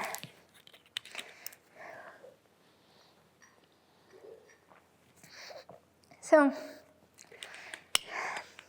there are many properties of quantum states that we can learn, but there is also an interesting framework for learning from quantum dynamics. So let's say that you work with a lab, and you have on your quantum chip there is some strange dynamics happening between your qubit and the entanglement, and you are observing the system to be. There is a strange dynamic between your qubit and the environment, and you are looking at this. Let's say this is a closed system, and from the dynamics of it, you would like to estimate the Hamiltonian. You want to get some intuition about the interactions between your, individual spins. So this type of problem is called Hamiltonian learning. We are given access to evolving quantum system, and we want to estimate its Hamiltonian.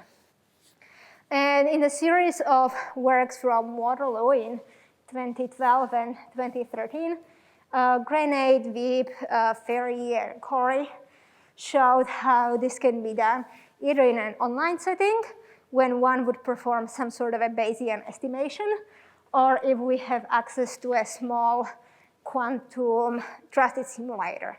So we have some unknown quantum system that is evolving, and then we will have a small quantum computer that can learn from this big system. So in this case, we would be learning Hamiltonian from a dynamical process, but we can also learn a Hamiltonian that would specify a thermal state. So if we are given a Hamiltonian and a temperature, this would give us a Gibbs state corresponding to the temperature. And then the question is, given some copies of this Gibbs states, either for high temperature or low temperatures, how difficult it would be to learn the Hamiltonian. How many measurements do we need to perform this learning task? And this was already studied by Anshu last year, and they came out with some very beautiful results. But tomorrow we will hear a talk about learning Hamiltonians from high temperature Gibbs state that uses different techniques to improve on the previous results. This is again something that Richard talked about yesterday, and this paper, as many others, take advantage from randomizations and sampling techniques. So this is some of the very, very theoretical work, and it gives us guarantees about what can be done on quantum computers. What are the tasks that quantum computers or quantum learners are in principle more useful for than their classical counterparts. But of course, we already have some quantum devices, and we would like to know what can we do with them, or what should we ask our experimentalists to build us in the next few years, such that we can do some really interesting experiments.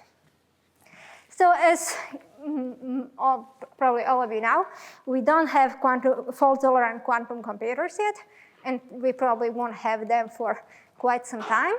But we have devices that could be characterized as NISQ, which means noisy intermediate scale quantum. So in this part of the talk, the last part of the talk, I will focus on the types of experiments that can generate some interesting states that we can learn from quantum algorithm, or these devices can process some interesting data that can be then processed classically, and look at what are the problems that we can solve in an interesting way or faster way with these devices.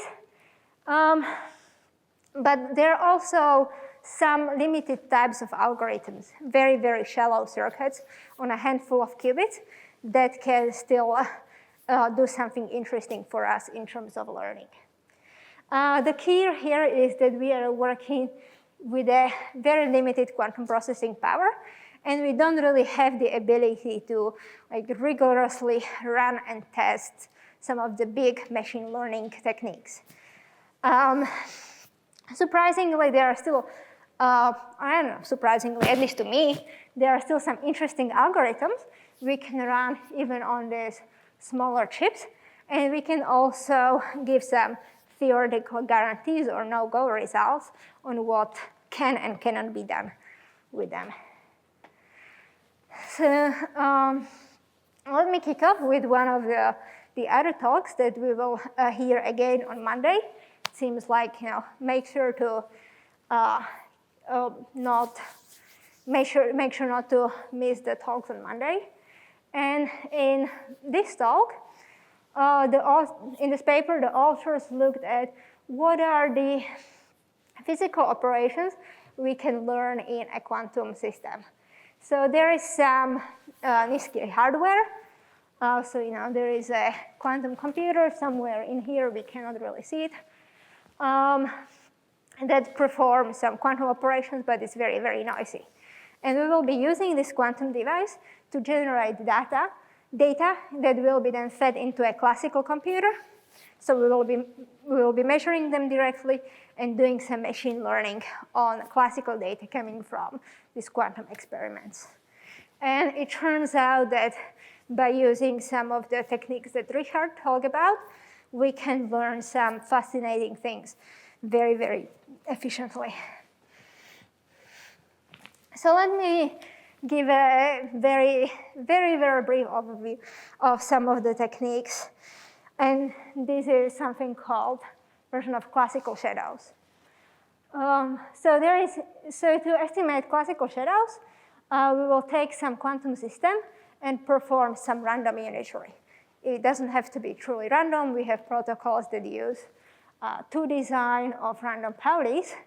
And after this random operation, we will measure our state in some basis, different basis sets, and remember this outcome.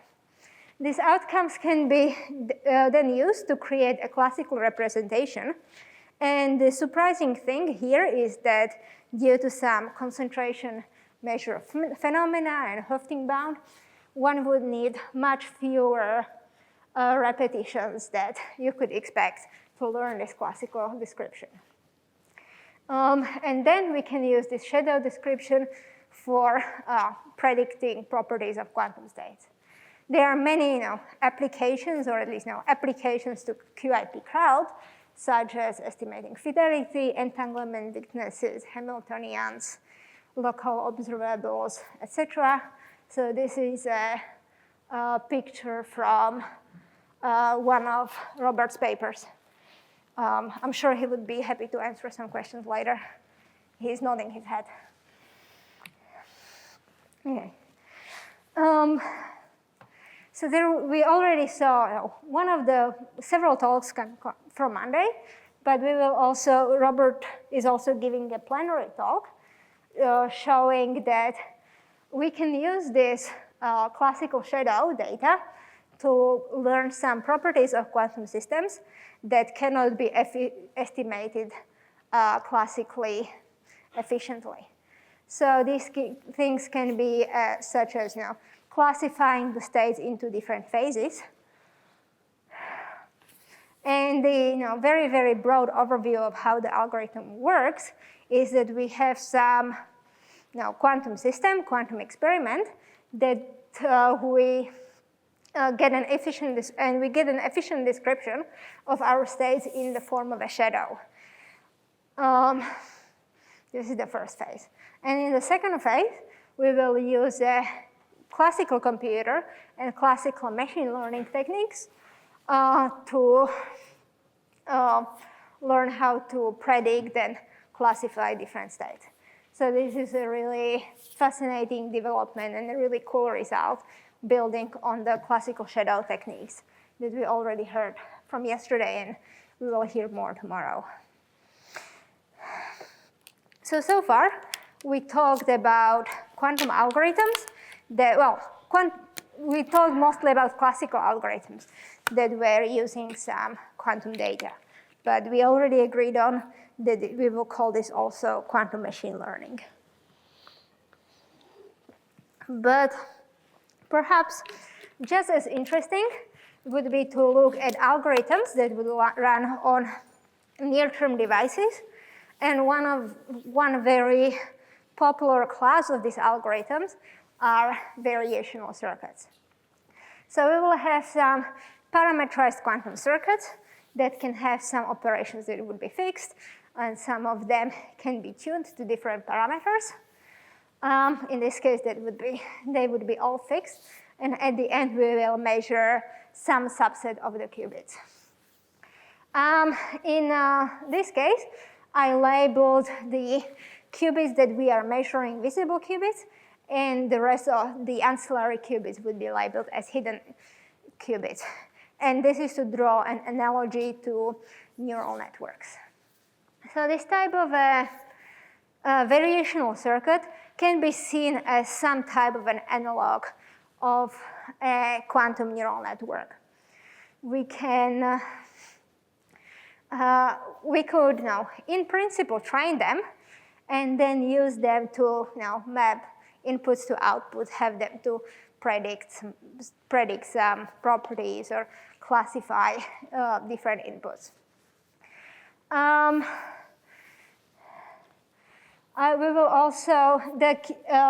also want to point out that we don't have to measure all the qubits. So in some cases, we might only measure one qubit, and this depends on the loss function that we would be considering. So let me give you some examples. So the variational framework is now very, very general.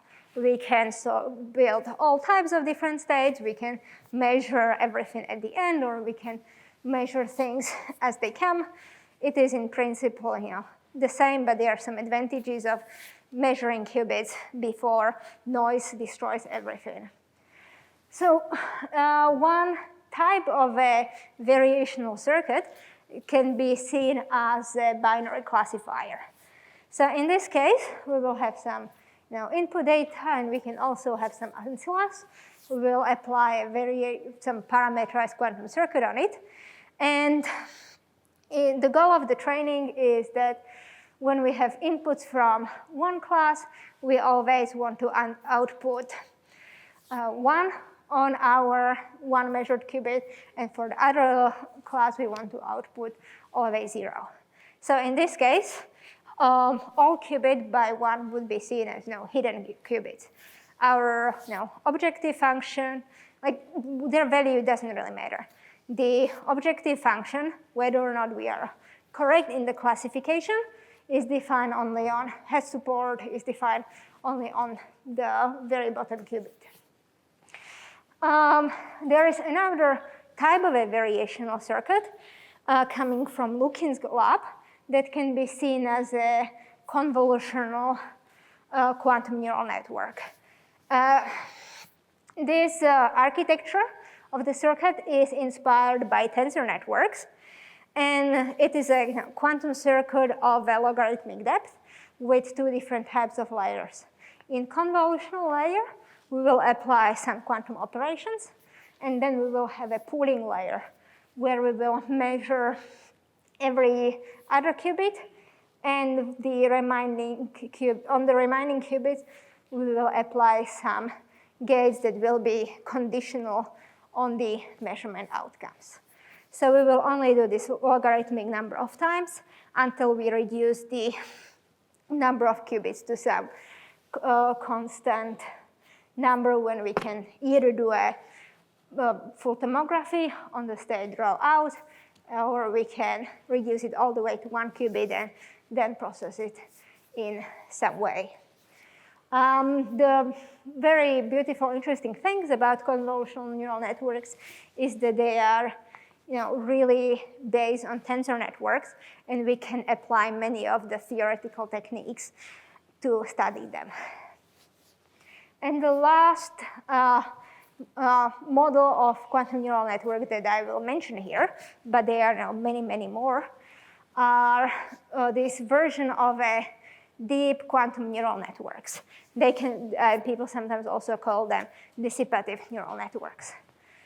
So in this scenario, all the units in a neural network are assigned different qubits. So when we are going from one layer to the other, we will be always introducing some new qubits and tracing out the remaining ones.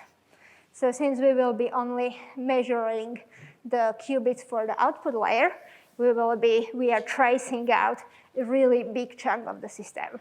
So this can be seen as a dissipative process. This proposal comes from Kristen Beer and collaborators.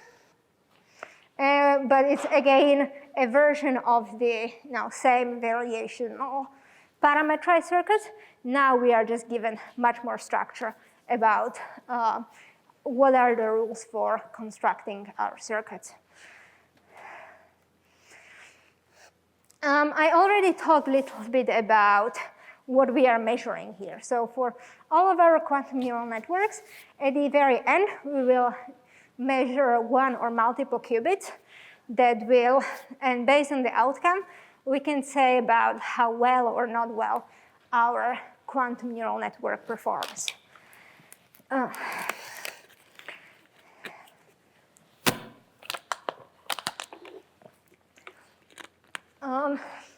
The function that defines how well we perform, it's called either a cost function or a loss function or an objective function in the quantum setting. It seems to me that most of the people in machine learning community work with loss functions, but in quantum literature, all three of these names are used. And there are different ways how one could define the different objective functions, but first we have a question. Yep, so there's a question from the Q&A. So in the previous slide, they were asking what is usually the maximum number of qubit for each gate. Is there a benefit of using parameterized gates on 3 or more qubits? Are there any theoretical understanding of that? Or usually people just do 2 qubit gates and... Yeah, this is a great question. So, okay, so usually the number of qubits we want to apply our gates on are constant. And in this case, it doesn't really matter if we are using 2 or 3 qubit gates. So when we have 3 qubit gates, it sometimes makes sense to do it because we will have fewer parameters we will need to work with. But 3 qubit gates can always be synthesized into 2 qubit gates. So, but we might have multiple layers of it. So there are all of these practical trade-offs. The advantage of using 2-qubit gates is that it would lead to graphical model. We can notice that this gate V1 here corresponds to not only connection between Q1 and Q2, but also, this gate corresponds to the connection between the first 2 units to this 1 unit, so it's not really fair to say that each quantum gate would represent a weight on one edge. So it's really a trade-off. There are having, multi-qubit gates means that you have fewer parameters, or you can have gates that are parameterized by more than one thing, or you can just learn multiple 2-qubit gates. The key thing, of course, is that you need to have 2-qubit gates. If we have just a quantum neural network with single qubit gates everywhere, this wouldn't give us any advantage over classical computation. Thank you for the question. That was a great point. Okay, so let's get to our objective functions. So what are the different ways how we can measure the goodness or like the quality of our quantum neural network? So one way is that we can look at the fidelity between what our outputs are and what we expect them to be. This is very useful. Well, this makes a lot of sense if we say work with generative models, where the outcome would be some large quantum state, and maybe the states they are generating are not what they should be. We can also use other distance measures. I'm sorry, it's infidelity instead of fidelity. Infidelity will give us a measure. The problem with using infidelity for training is that when we have the state we want to learn and some other random states, the infidelity between them will be close to 1 for majority of different states. So the overlap between 2 randomly chosen states in large Hilbert spaces is very, very small, and it will really, really hurt us if we are trying to train. It is also popular to assign an energy penalty. So this takes intuition from variational algorithms for chemistry, where the goal would be to find the ground state. But we can also use energy to penalize states that are, or penalize outcomes that would be bad for us. And then our variational algorithm will simply try to minimize the energy of the system.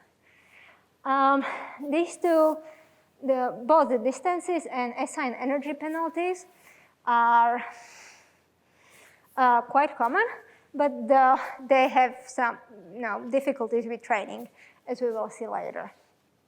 Another proposal that came from my collaborators and I would be to use other techniques from information theories. For example, quantum relative entropy or some Renyi entropies. And these things could be seen as an analog or rigorous bounds to create a quantum analog of KL divergence. So there is a very, very good justification for working with them. However, they usually cannot be estimated very efficiently, and computing its gradients is also difficult in practice. There are some cases where we can estimate the gradients, but quite often the gradients wouldn't even have a closed form if we start looking at systems with hidden units. The way how one can imagine working with objective functions is to look at some optimization landscape. So this is the picture here. And then our goal would be to find a minimum in this landscape. Of course, with machine learning or quantum machine learning algorithm, we will be working with landscapes in many, many dimensions, which will complicate things significantly. In many of the techniques we have in quantum machine learning, we would be computing the objective function directly, and then we will compute derivatives using finite different methods, or there are sometimes some shift rules. But in principle, it is not necessary to compute the objective function directly. We only care about computing the gradient or computing something that will help us to minimize the objective function. And then we can test the performance of our model on the testing data. Yeah.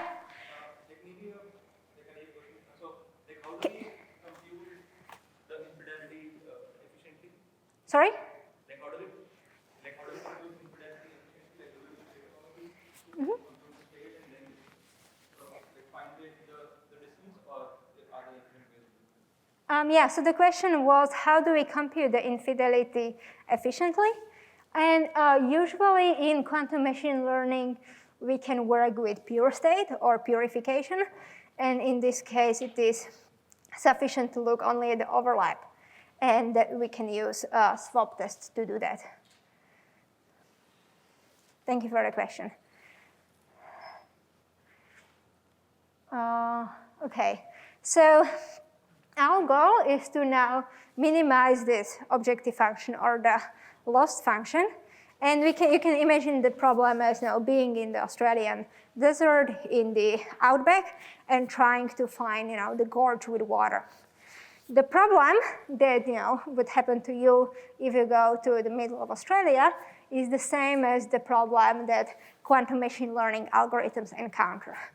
And this is because a lot of the optimization landscape is very, very flat. We can prove that in many cases, it will be all the gradients, all the slopes will be exponentially close to 0. So if we are just following the steepest descent, there is very little hope in finding the minimum. If you are in this flat area, of course, if you start in a place where there is a slope, your algorithm will be moving. But what we can show for many times of quantum neural networks is that the vast majority of the optimization landscape is flat. So if we initialize our quantum neural network in some ways randomly, if we don't have a very good insight or where in the landscape we want to start, our algorithm will pretty much get stuck, and we won't be able to learn anything.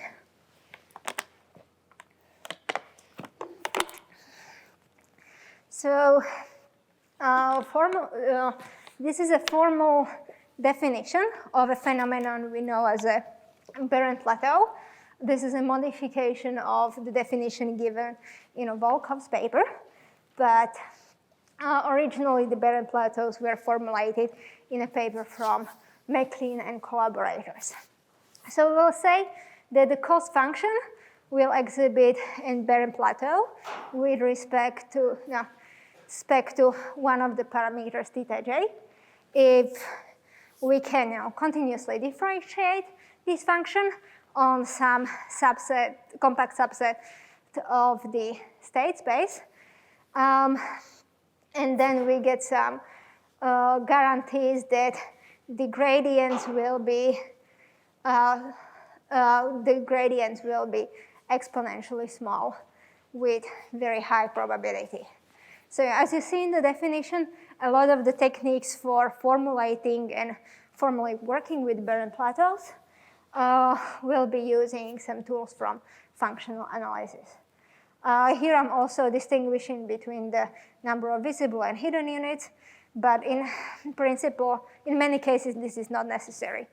So we will be just, what barren plateaus just say, that the gradients are in the vast majority exponentially small in the number of units, in the number of qubits.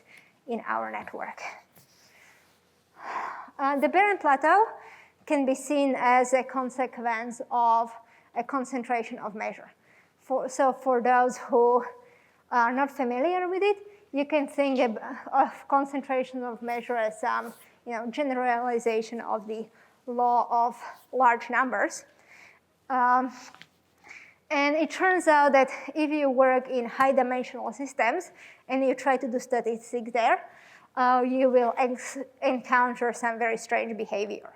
So people often talk about all the maths and problems that humans can't understand intuitively very well. So for example, we are very bad at intuitively working with statistics, unless you are a statistician with 20 years of training, working with what is a chance of dying of COVID versus when you are bitten by an Australian spider. Most people can intuitively work with probabilities very well. Similarly, working with high-dimensional systems, it's not very easy. It's not something that comes naturally to us. And the same is for quantum mechanics. We don't have a very good intuition for tunneling and entanglement. And the difficult thing in barren plateaus is that all these three non-intuitive things come together. We have quantum states in high-dimensional Hilbert spaces, and we are doing statistics on them. So fairly bizarre results happen. Fortunately, we have powerful mathematics to help us. And in this case, we can build on a theorem on Levy's lemma. So Levy's lemma states, very, very broadly, that if we have, some function in a high-dimensional state that will be evaluated we have some function in the high-dimensional space, then this function will be in a very high probability, very close to constant. And the concentration of measure comes quite often in quantum computing. We heard a lot about it yesterday in Richard's tutorial. And it turns out that this concentration of measure results really help us for when we work with classical shadows. There are also many results where they hurt us. So one of the cases where we cannot train because of concentration of measure results is in barren plateau. But there are also some classic results in quantum computing showing that if we look at random pure states and we want to use them as a resource for measurement-based quantum computers, because they are too entangled, they won't be really useful for us. So this is perhaps a counterintuitive result, but one that's been in the community for quite a while. So far, I talked about random states and random unitaries, but it turns out that high random states are not really physical. One would need an exponentially long circuit with some random gates to produce states that would be created uniformly and at random. So instead, we will only work at unitaries that are unitary K designs, where K will be 2 or maybe higher. And these types of circuits have been studied intensively in quantum computing, both because they're just interesting, and also they are useful for randomized benchmarking. So when we have when we have 2 designs, this means that they would approximate the mean and the K-first moment of true randomness. And one application of these of 2 designs is in randomized benchmarking, where we can work in Clifford group. So this is what some of us might be very, very familiar with it. So let's see how 2 designs would come in for barren plateaus. So let's first think about how we would initialize our parameterized quantum circuit. So we can work with circuit that is quite deep, let's say polynomially deep, and we don't really know what are the good values of parameters. So we might as well choose them at random. But then it turns out that if we are applying a random quantum circuit, and if they are sufficiently deep, polynomially deep, there is a result from Harrow and Low showing that these types of circuits will be approximate to designs. So they are not perfectly reproducing the mean of randomness, but they can be quite close. So let's just now say that our circuit acts as a 2 design, which then implies a concentration of measure result that will tell us that if we change some of these parameters a little bit, our objective function measured on the output of the circuit is still constant. The circuit will be very, very insensitive to the change of parameters. So one specific case that you can think about is that you are looking at parameterized circuit that is trying to reproduce a given state, and you would be looking at a fidelity between your state and output of the circuit. So if we chose the circuit at random, the fidelity between our two between some randomly chosen 2 states will be exponentially low. And it won't significantly change even if we tune one of the parameters a bit. So, but this means that even since the function doesn't change very, very well, the gradients will be all exponentially small, and we won't be really moving around the optimization landscape. The training would be exponentially slow, or in other words, impossible. And this is a result that we can verify quite well.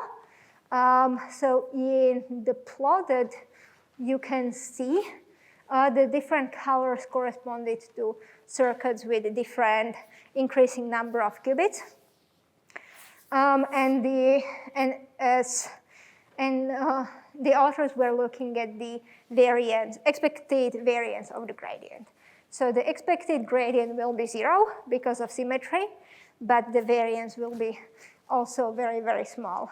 And you can see that even for, these are all very small numbers of qubits, but the gradients will decay rapidly. So this means that if we just randomly initialize our deep variational circuit and we want to train them by turning around the knobs, this wouldn't really work.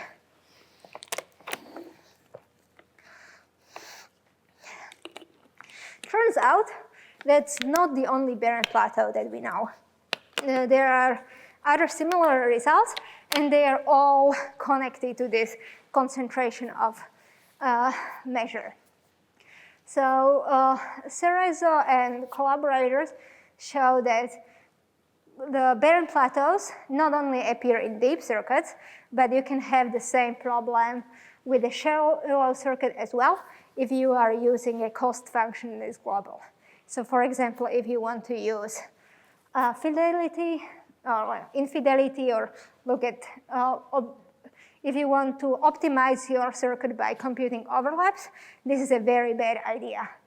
And this is because the objective function the infidelity will be 1 almost everywhere except in the direct neighborhood of the state that you want to create. A very important result for near-term computation is the effect of noise on a barren plateau. So since in NISQ all of our gates are noisy and they are never exactly what we want it to be, it turns out that as we are increasing the number of layers, the noise-induced barren plateau will be growing exponentially. and after a few layers, you will have, pretty much your optimization landscape will pretty much just reflect the noise. And I would also like to highlight the work that my collaborators, Carlos Ortiz Moreno and Nathan Leap, did with me, where we were looking at quantum neural networks that are using a lot of hidden units. So in this case, we will be applying some random circuits and then measuring a very small subset of the qubits. And building on the results in thermalization, we were able to show that for many deeper quantum circuits, we will introduce a lot of entanglement between our visible and hidden units. So the situation is very, very similar to measuring 1/2 of a maximally entangled state. So when we will be only looking at the visible units, the red ones here, and trace out the hidden units, we are effectively doing all the measurements on something that is exponentially close to a maximally mixed state. So of course, we can't really learn much from the maximally mixed state. So this is again due to a concentration of measure, but instead of creating different pure states that are all equally bad, we are just creating the same maximally mixed state that we can't really learn anything from. So, so training quantum neural networks with gradient descent methods, it's very difficult because we saw all of these different types of circuits that will have exponentially small gradients. But there are different methods of optimizations that didn't use gradients, so perhaps one of those would be better. It turns out this is not really true. So even if we have some gradient-free methods, they will face the same problem. We don't need to be immediately in the neighborhood of the point, but even if we are looking at some finite differences, we will run to the same problem of our optimization landscape being flat. And using some higher order derivatives also don't help. Yeah, please.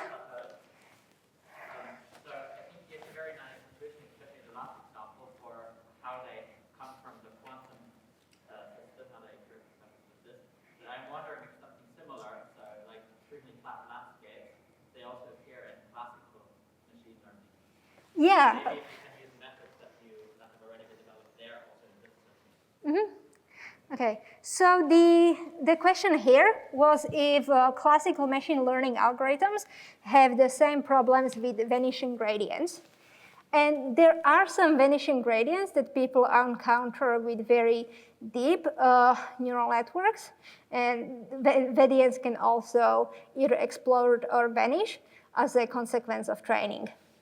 But with quantum neural networks, the training is done through backpropagation, which is basically a machine learning word for chain rule, and that allows you to differentiate these models directly. Since we don't have backpropagation in the quantum setting, we are using a much more naive finite different method that will give us these problems. So this is not something that people are really encountering classically.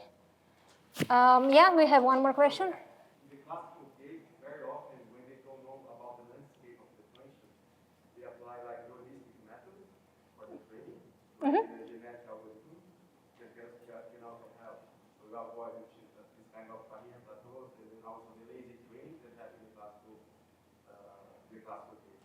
So I didn't see much happening in the quantum side, this kind of work. Okay, so the question is whether we could use genetic algorithms or something called lazy training in the quantum case, because Pedro is pointing out that these techniques are useful classically. So I don't really know about lazy training. I would just point out that it's not that we don't know how the optimization landscape looks like. We know it is flat. So that no, you can be like randomly searching it, but many of these methods will still take you a long time, no matter exactly like what techniques you are using. And maybe there can be some really cool tricks that would like and allow you to do big jumps, but it's not something I'm aware of.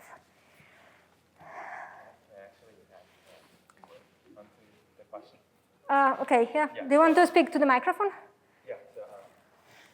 Just a few comments. Like, I think this barren plateau issue was actually quite quantum.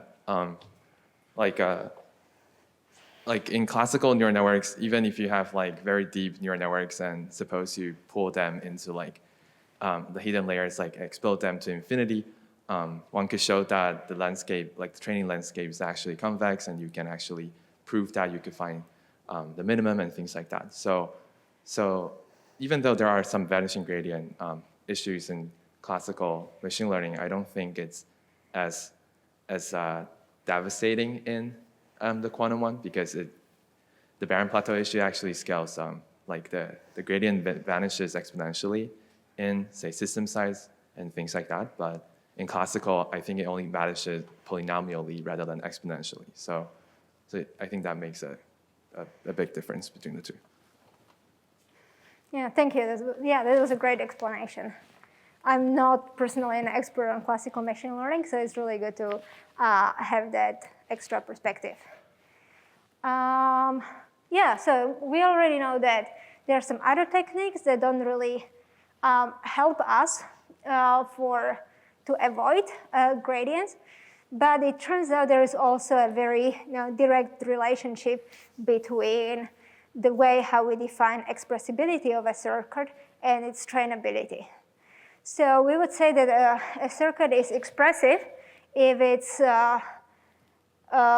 can well approximate two designs. However, a result from Holmes and her collaborators shows that if we have variational circuits that would be very expressive, this would be also difficult to train. So is there anything we can do to avoid barren plateaus, or are we completely screwed? Well, it turns out that there are some things that might work. So we have some empirical results that one could be smart about the initialization, and maybe in some cases, we might be able to do some generic initializations that wouldn't encounter barren plateau results. I would just point out that these are empirical results, and we are not able to really study barren plateau results with many, many qubits. And if something works on 5 or 10 qubits, it might not still scale. Alternatively, we might be able to do some pre-training. So instead of initializing our variational circuit to something random, we might have some extra knowledge and initialize it to be already a pretty well-trained model. So something very similar happens when we do variational algorithms in quantum chemistry, where the initial ansatz would be motivated by like the Hartree-Fock solution. We won't start from just a random state, but a state that is already pretty good. We know that barren plateaus don't appear in certain shallow circuits, in particular for convolutional quantum neural networks and for circuits of logarithmic depth that use local objective function.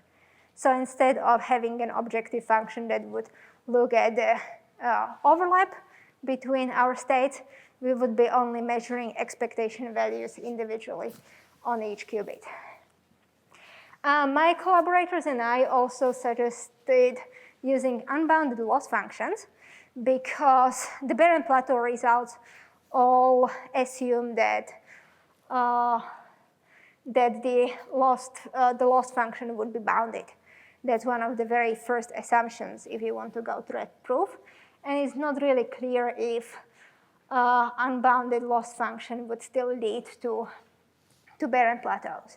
We don't have really barren plateaus for it. My collaborator was able to prove some absence of barren plateau results, but this is under some fairly complicated conditions that may or may not apply in practical setting. And also working with unbounded loss functions and their gradients, it's much more resource intensive. So it seems like a good idea theoretically, but we don't really know how to do it with practice. And we still don't have a very solid guarantee that this would actually cure barren plateaus. And I would also mention one result that Richard talked about yesterday. And it turns out that classical shadows can also help us to detect barren plateaus and thus simplify the training. Variational quantum neural networks are not the only model we can use in the NISQ setting. It turns out that we only need fairly shallow and simple circuits to prepare certain feature maps that wouldn't be accessible classically. So let me remind you that for kernel methods, our goal is to find some map that would map the quantum state to some higher dimensional space and classify it there. We know that quantum computers can prepare some mappings that would be difficult to sample from classically. So one such example would be random circuits or the IQP circuits that are, these circuits consist of a series of Hadamards, some diagonal gates, and Hadamards again. So they are very, very simple, but we cannot sample from these circuits classically. So we know that there are feature maps that quantum computers can do, but classical computers cannot do. The question is this really useful, and how would we actually find these feature maps? I would also highly recommend a review on quantum kernel methods from Mária Schultz that is referenced below.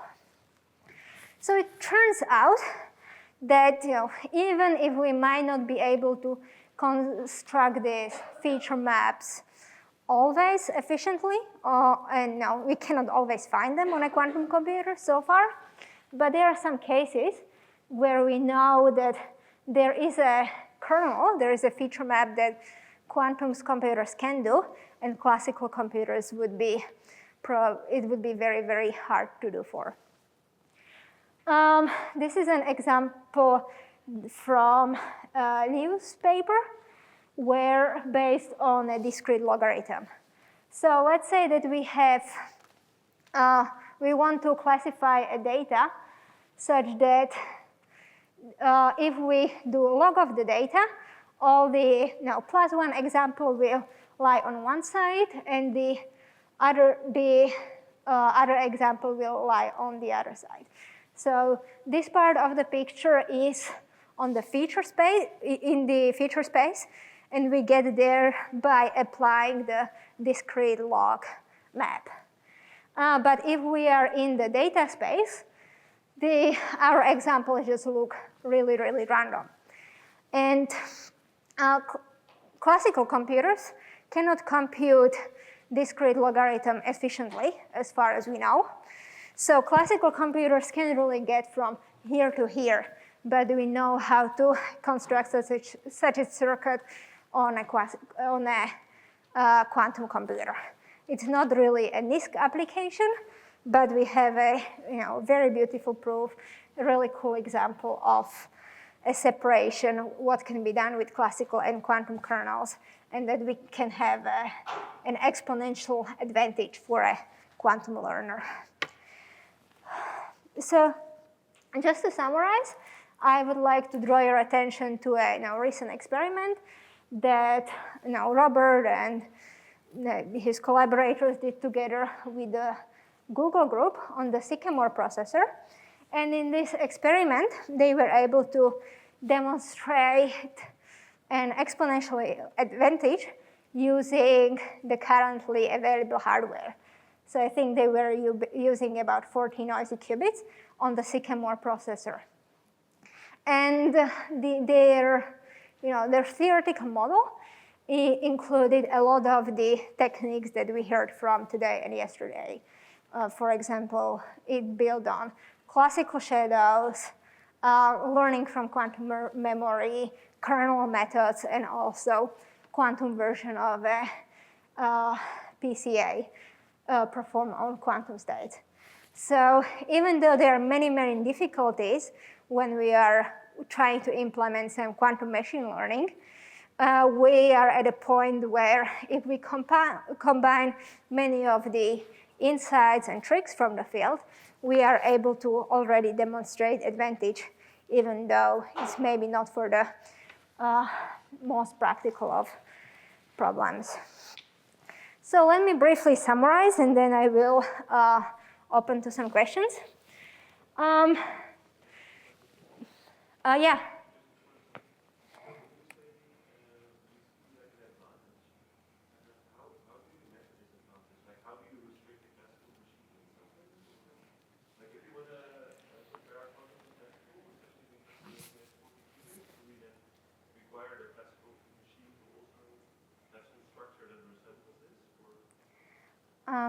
Okay, so the question, I will just broadly paraphrase, is how can we demonstrate the advantage here? So in this case, there was a theoretical result showing the exponential separation, but the question is like how many qubits and like where exactly the advantage comes in. Do you want to? Yeah, you can ask the first author.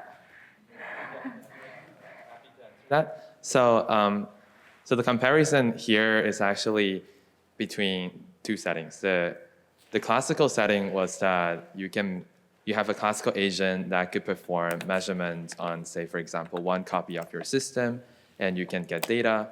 Now the classical agent learn from those data, choose the next experiments, and so on.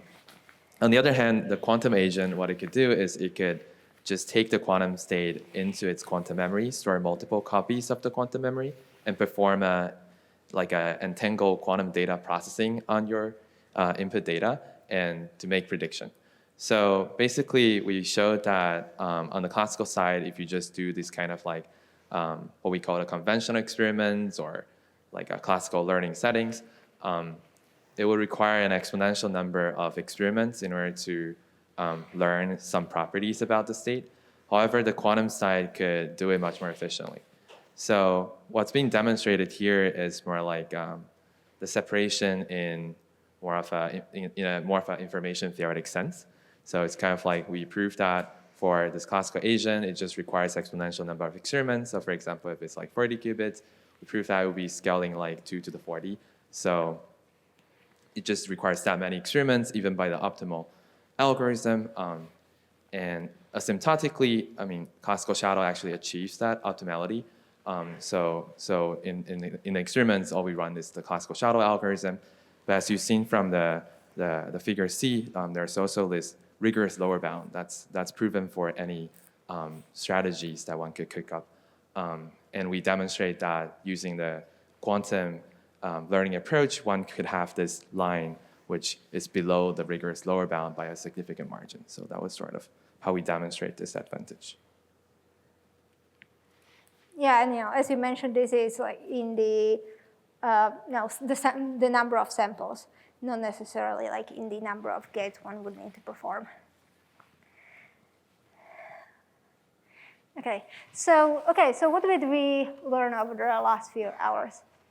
So quantum machine learning can be a very natural way to frame problems for learning about properties of physical systems, quantum states, and quantum operations. And there are actually several cases where one could demonstrate exponential advantage over purely classical techniques.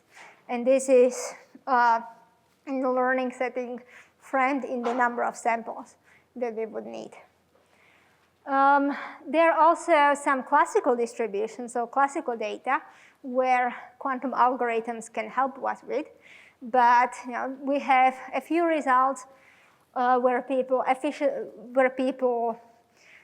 constructed these types of problems that would allow for proving the separations.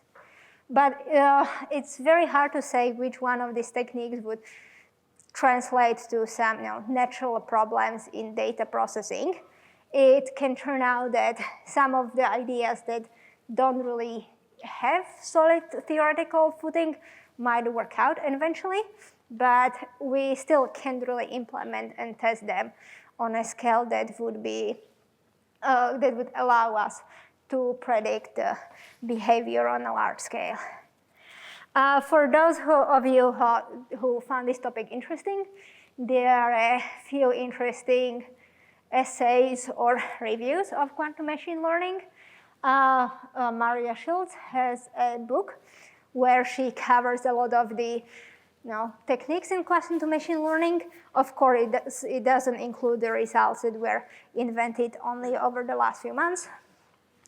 I would also recommend an essay from Nathan Wiebe, where he talks about some of the key questions and considerations that you have to pay attention to. Otherwise, you might fall into a trap of thinking that you have a speed up, but it is because of a false comparison. And there was also a very recent essay/opinion piece that Mária and Nathan Killoran put on arXiv when they were pondering sort of if quantum advantage is what we should be looking for in quantum machine learning, or if there are some careful things to consider. So thank you very much. I have some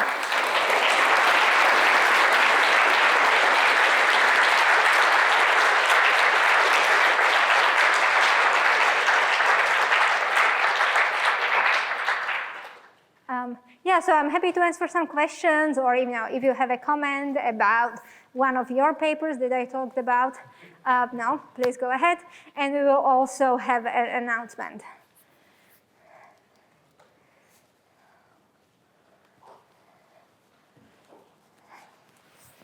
I guess I'll start with a question from an anonymous attendee on the Zoom. He said he's a student with a mathematics background. He has an MS in mathematics, and he's some introductory background in quantum computing, but not much about machine learning or coding. And he wanted to see how he can contribute to the field of quantum machine learning from a theoretical manner. And he's asking, do you think there are some interesting open questions in the field that he should try thinking about, and so on? Yeah, absolutely. So we have, there are quite a few open questions. Barren plateau is one of them. What we can actually do with quantum kernels is a big, interesting open question. If you study the classical kernel methods theory, there are many useful insights that one might be able to lift and bring to quantum setting. I would also recommend trying to play with quantum neural networks and do some programming for yourself. That's a great way to test out things that don't work. And yeah, sometimes it tends to be quite useful to have some experimental background for your hypothesis. And also, get in touch with all the quantum machine learning researchers that are doing interesting work in the field. I referenced quite a few results. Many of those authors are attending QIP. So please don't be shy and talk to the people in our field.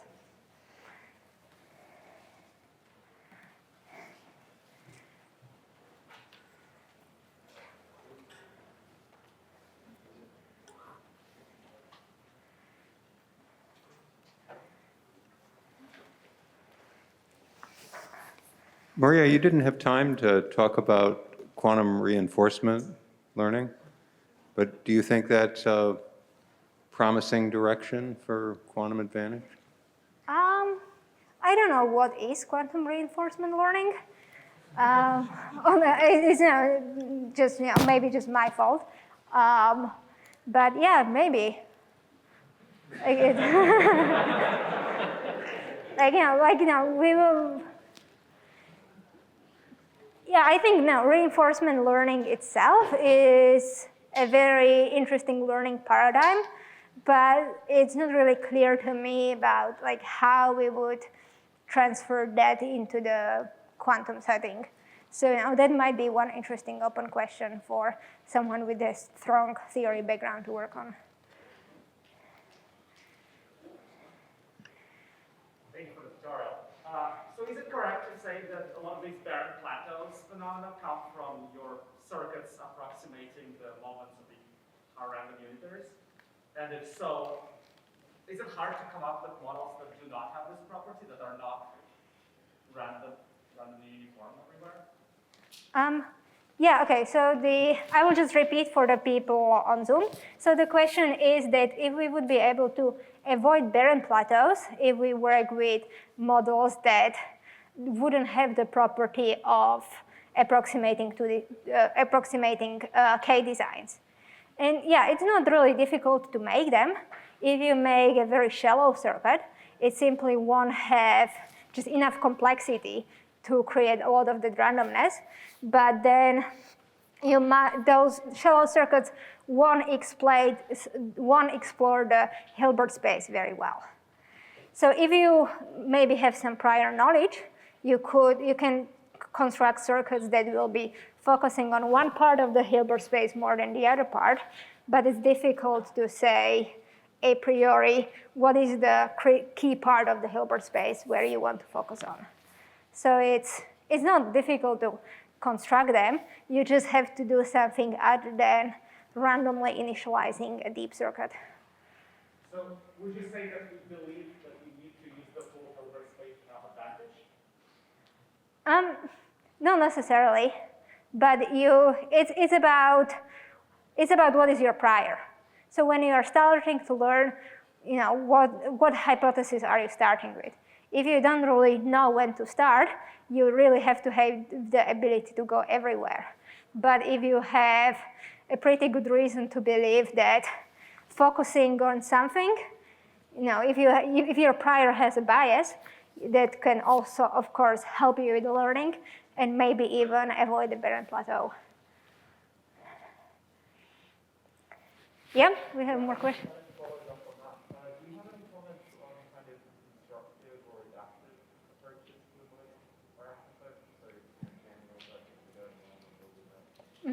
So this was a question about if some adaptive approaches could help us. And there are some results that instead of initializing a deep circuit, they start with a shallow circuit, and then we would be increasing the number of layers as we are training. So this is something that might work, and I think we might have some empirical evidence that this would be useful. But again, it's just difficult to prove many of these, like how the adaptive approaches would work in theory.